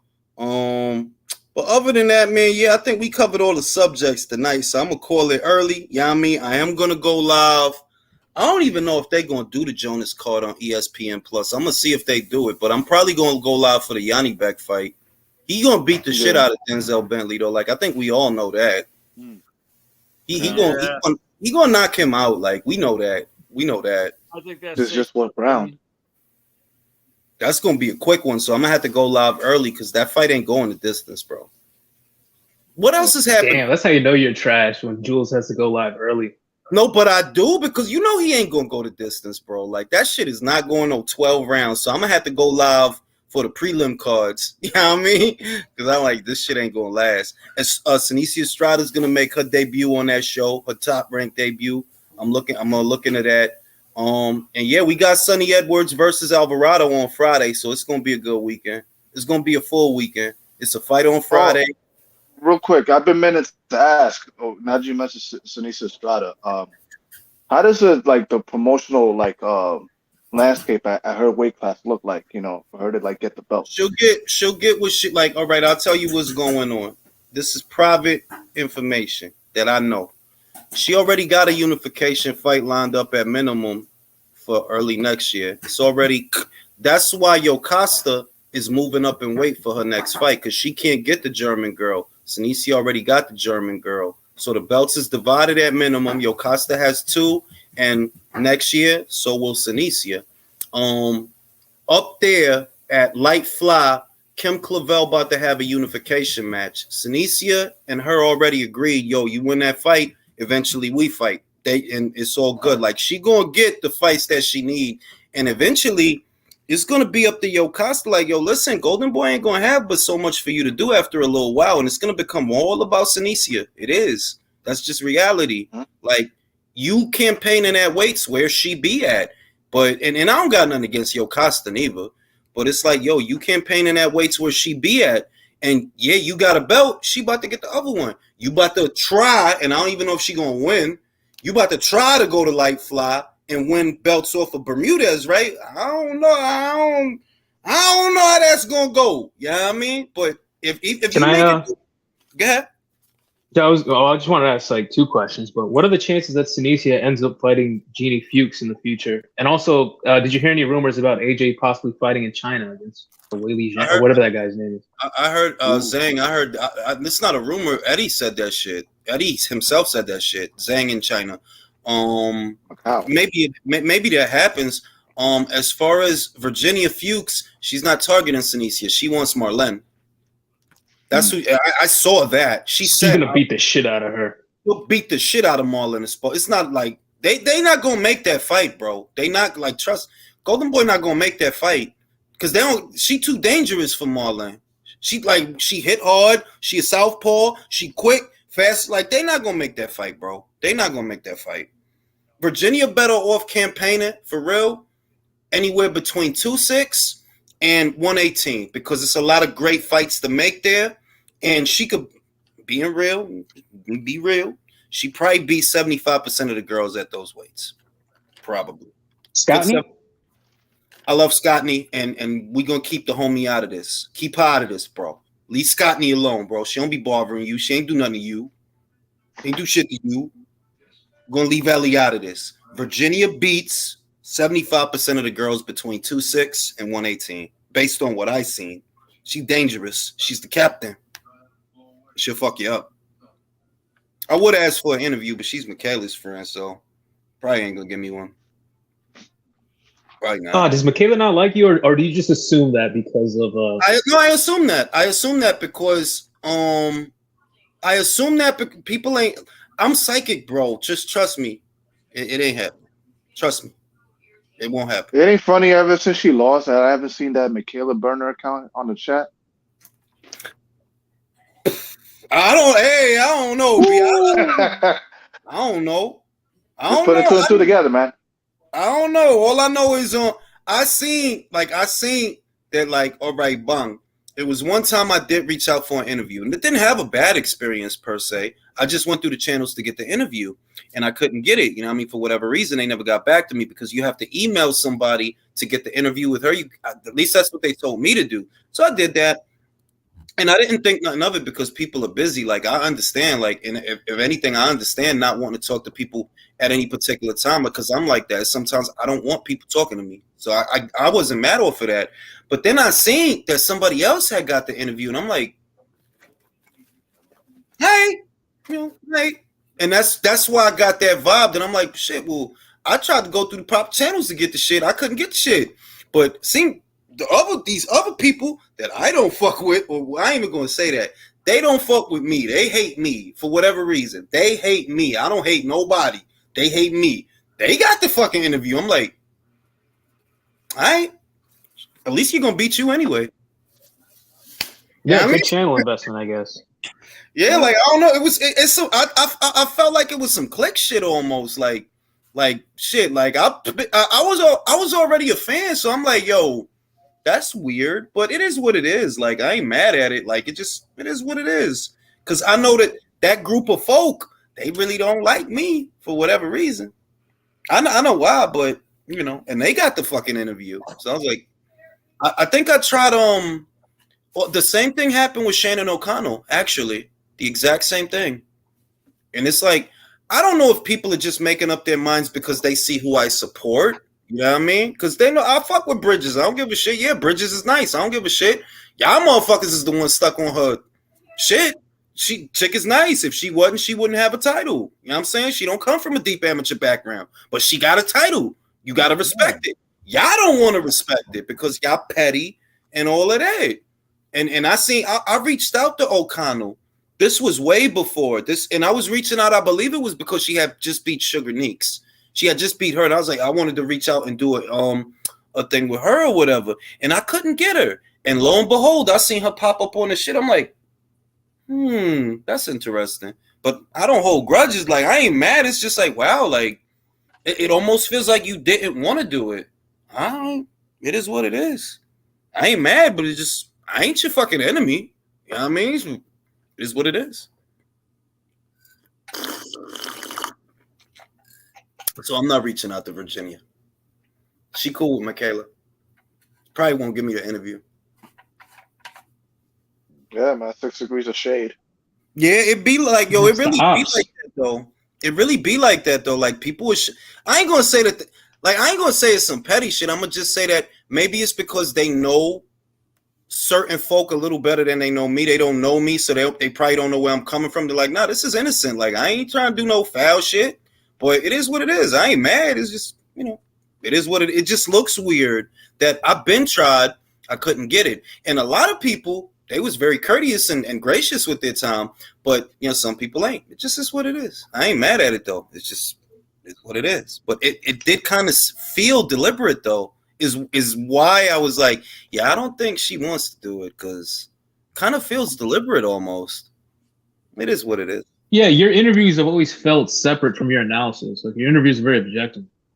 Yeah, but I've never said nothing bad about her. I just think it boils down to it's like clicks, bro. I swear to God, it really is like clicks. So it's and I see certain shit that kind of gave it away. They're like, all right, I dig it. I ain't mad, but I dig it. Like if you rock with them, it's cool. I dig it. I ain't mad. You know, do your thing. Those are your folk or your people or whatever. I ain't mad. But that's what happened. Yeah, I did try to get it, though. Just once. And that was enough for me to say, okay, I ain't going to do that again. Because how could they have gotten it so easily, but I had to jump through hoops. And I ain't doing that again. Maybe I'll try for somebody else. Maybe I should try for Marlon Esparza. I never interviewed Marlon Esparza. That'll be a nice interview with some good sound bites. She'll probably talk. Did you ever had Ramla Ali on? Nah, I wouldn't. Nice. I wouldn't try for Ramla. Ramla is too busy, bro. Yeah, like Ramla's too busy. Just to listen to you two talk shit about Simon Jordan. Oh, I would love to talk shit about Simon Jordan. What about Dubois? That guy's a hack. Julius? Yes. I'll try. I actually would like to try for Carolyn Dubois because that's one of my favorite prospects. So I actually would like to try for that one. I haven't tried yet, but I'll I try. like Carolyn Have you had Dubois. Ellie The Scotney only or one. Sandy Ryan on? Sandy I had on. Sandy is not an easy interview. I'm not gonna say she's just she's got the Crawford thing going on. She kind of had the Crawford thing going on to where you can't get too much out of them. She just didn't. I couldn't get much out of her. So it wasn't like it's not bad. It's more like this person really don't say much. Like they don't really talk a lot. You could kind of see that they don't really say too much. But I'll try for Ellie. I know I was gonna get Ellie, but then I believe it was leading up to the Romero fight, and she's like, "Yo, could we do it after the fight?" I'm like, "I bet we'll do it after the fight." But I never got back to her to pick a day. Like, all right, now we're gonna do it. Which reminds me, I could probably schedule that for either this week or next week. I just realized, like, I never got back to her for it. You're in luck because AB alluded that either one of them, it was either both or one of them beat Michaela up in sparring. She was over in London, so maybe you can ask about that. That's what I heard. I heard it was Ellie though. I know it was. I wouldn't be surprised. I heard it was Ellie, but I know that she sparred two people, so I don't know for sure if it was Ellie or Sandy because she was sparring two people. I would sooner believe it was Ellie though. I would sooner believe it was because Ellie's is really fucking good. So I would sooner believe it was Ellie. But I'll reschedule that shit. I don't really, y'all want me to interview Sky for the wrong reasons, fam. I already know what y'all thinking. Like, y'all want me to interview Sky for the wrong. I'm gonna try for Sky. I'm gonna try, but I'm gonna try for Sky because I want to ask her about 126. All right, that's what I want to ask her about 126. Why you want to fight Amanda so soon? Don't you want to take your time? Yeah, that's the questions that I have. And do you want to fight Karis again because of the amateurs? Like, that's the type of stuff I'm thinking. Y'all want me to interview that person for the wrong reasons. What do you make of Karis as far as like her professional trajectory or where her potential is going to end up? She's right there with Virginia to me. She's a killer. She has a. Damn, what about her girl? Being real with you, and I said this a minute ago. I said that like Lauren has a great style for the amateurs, but not really for the pros. And Karis has a great style for the pros, but that's why she didn't have all the same success that Lauren had because Karis tried to hurt you, and that's the difference. She go out there trying to hurt you, and in the Amis you only got 3 rounds. It's a different beast. But in the pros, yeah, when you're trying to hurt somebody, that shit is good. That's what you need to be doing in the pros. So I think she actually gonna do all right. I do. I think she gonna do all right. And now I see why she beat Sky. Like I didn't even see when they fought. I just know that she beat her, but I see how she beat her. Like, oh, I see what it is. You don't throw enough. Like you just be trying to be on the outside too much. And you can't do that with everybody. Some people you gotta fight their ass off. And Karis be going for it, but Sky, she don't really hit the gas enough, and that's the main complaint that people give me about Sky. They're like, yeah, she could box, but she type boring. Like, well, give the girl a minute, let her develop. You know what I mean? Hey, Jules, Paul, right? Jump on, man. He's back from the netherworld, and I'm about to cut it off soon. But yeah, I'm gonna try for a few new interviews because it's like those other weights is already getting exposure and they're already getting coverage. I like to go to the fighters that is not getting the same coverage, and then that'll get the ball rolling to get more coverage because it's mad divisions. They don't even talk about their ass.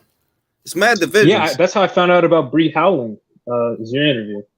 Yeah, exactly. She sparred Alicia for Michaela. Yeah, she helped us. Exactly. You know what I'm saying? It's the fighters that don't get coverage that I like to get the ball rolling with those fighters because it's like, well, it's already 10 interviews with these other people out there. So what am I going to do another one for? Like every question that I would ask has already been asked. So there's no point in doing it. Jules, all your interviews are really good, pretty much. You've never done a bad interview, man. You've always had good ones, and they've always been really great. I mean, you too kind, country. You too kind. You are too kind. I mean, the fight, and you could tell because the fighters that you interviewed and all the ladies and everything, they enjoy your interviews. They enjoy talking to you. They enjoy answering the questions. I mean, you've never had a hard time with any of them. Oh well, usually it's because I cherry picked the interviews. To be honest, Right. But then again, you also kind of know how to handle them pretty decently because they always flow, man. They go pretty well.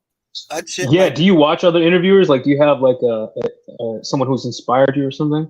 No, Studied? It's more like it's fighters that I know about and I know what's going on in their career. Like, this is how I cherry pick them. I already know about them, so I know what to ask them, and I have questions that I want to ask them, and I know about their division, so I know what I want to ask about. So that's kind of like it's that's how I cherry pick them. It's also questions that intrigue them, though, because what you're asking and the way you ask it intrigues them, and they want to answer it because they're like, because one thing I notice is some of the fighters that get interviewed, it's like the interviewers don't know nothing about them. You see what I mean? Like, they'll ask, like, there's certain interviews, like you do a Bridges interview, you kind of know what kind of questions they're gonna ask. You know what I mean? Right. That and off top, you kind of know that already. Whereas it's like that's monotonous because so many people are gonna ask those questions. Like, you know what I mean? Like that, everybody's gonna ask about that shit. But I like you're like Alicia Baumgartner's Howard Cosell. Nah, because I don't be hating. You gotta remember Howard Cosell had a love-hate relationship with Ali, bro. He used to say some shit sometimes too. But man, I still crack up when he told Muhammad Ali, "Don't touch me, I'll beat the hell out of you." That was gold, man. That was gold. Jungle Jam said, "When do you think 154 will get a reset?" Next year in the second quarter. Next year is when I think it's going to get the reset. That's when everybody going to leave. I think Terry probably about to move down, probably already. They going to look. I think what they going to do, they going to look to see if they can make the Jonas fight after this weekend. If Jonas wins, and I think she's going to, then I think Steffi and Terry is probably going to try to do the undisputed. And they got to try to do it quick because Mary is on their ass. If they could do it before Mary's on their ass, beautiful. Then you get the undisputed. But once Mary is mandatory for them, forget it. They leaving, bro. They not gonna stay. Her big, she will beat the hell out of them. And I love them both, but she'll beat them. She'll knock them out. So I don't think. Yeah, I love Natasha Jonas, but man, too small. She don't win that fight. She don't win that fight. She don't win that fight. She get knocked out. Terry too. It don't make no sense. They could move down. They could fight off of how not shade per se, but off of how McCaskill looked with Cameron. Terry probably figured, oh, I could do that. You know what I mean? And she probably gonna look at that like, well, that's something we could look into later. You know, a McCaskill fight at 47 because I don't think they're gonna stay at 54 forever. Like, nah, we came up here. They better leave her alone. Yeah, they better. You know what I'm saying? So it is what it is. So we're gonna see, man. We're gonna see, gentlemen. It has been a pleasure. It has been a pleasure. Yeah, man. I will holler at y'all next time. All right. Have a great evening, man. Have a good night, fellas.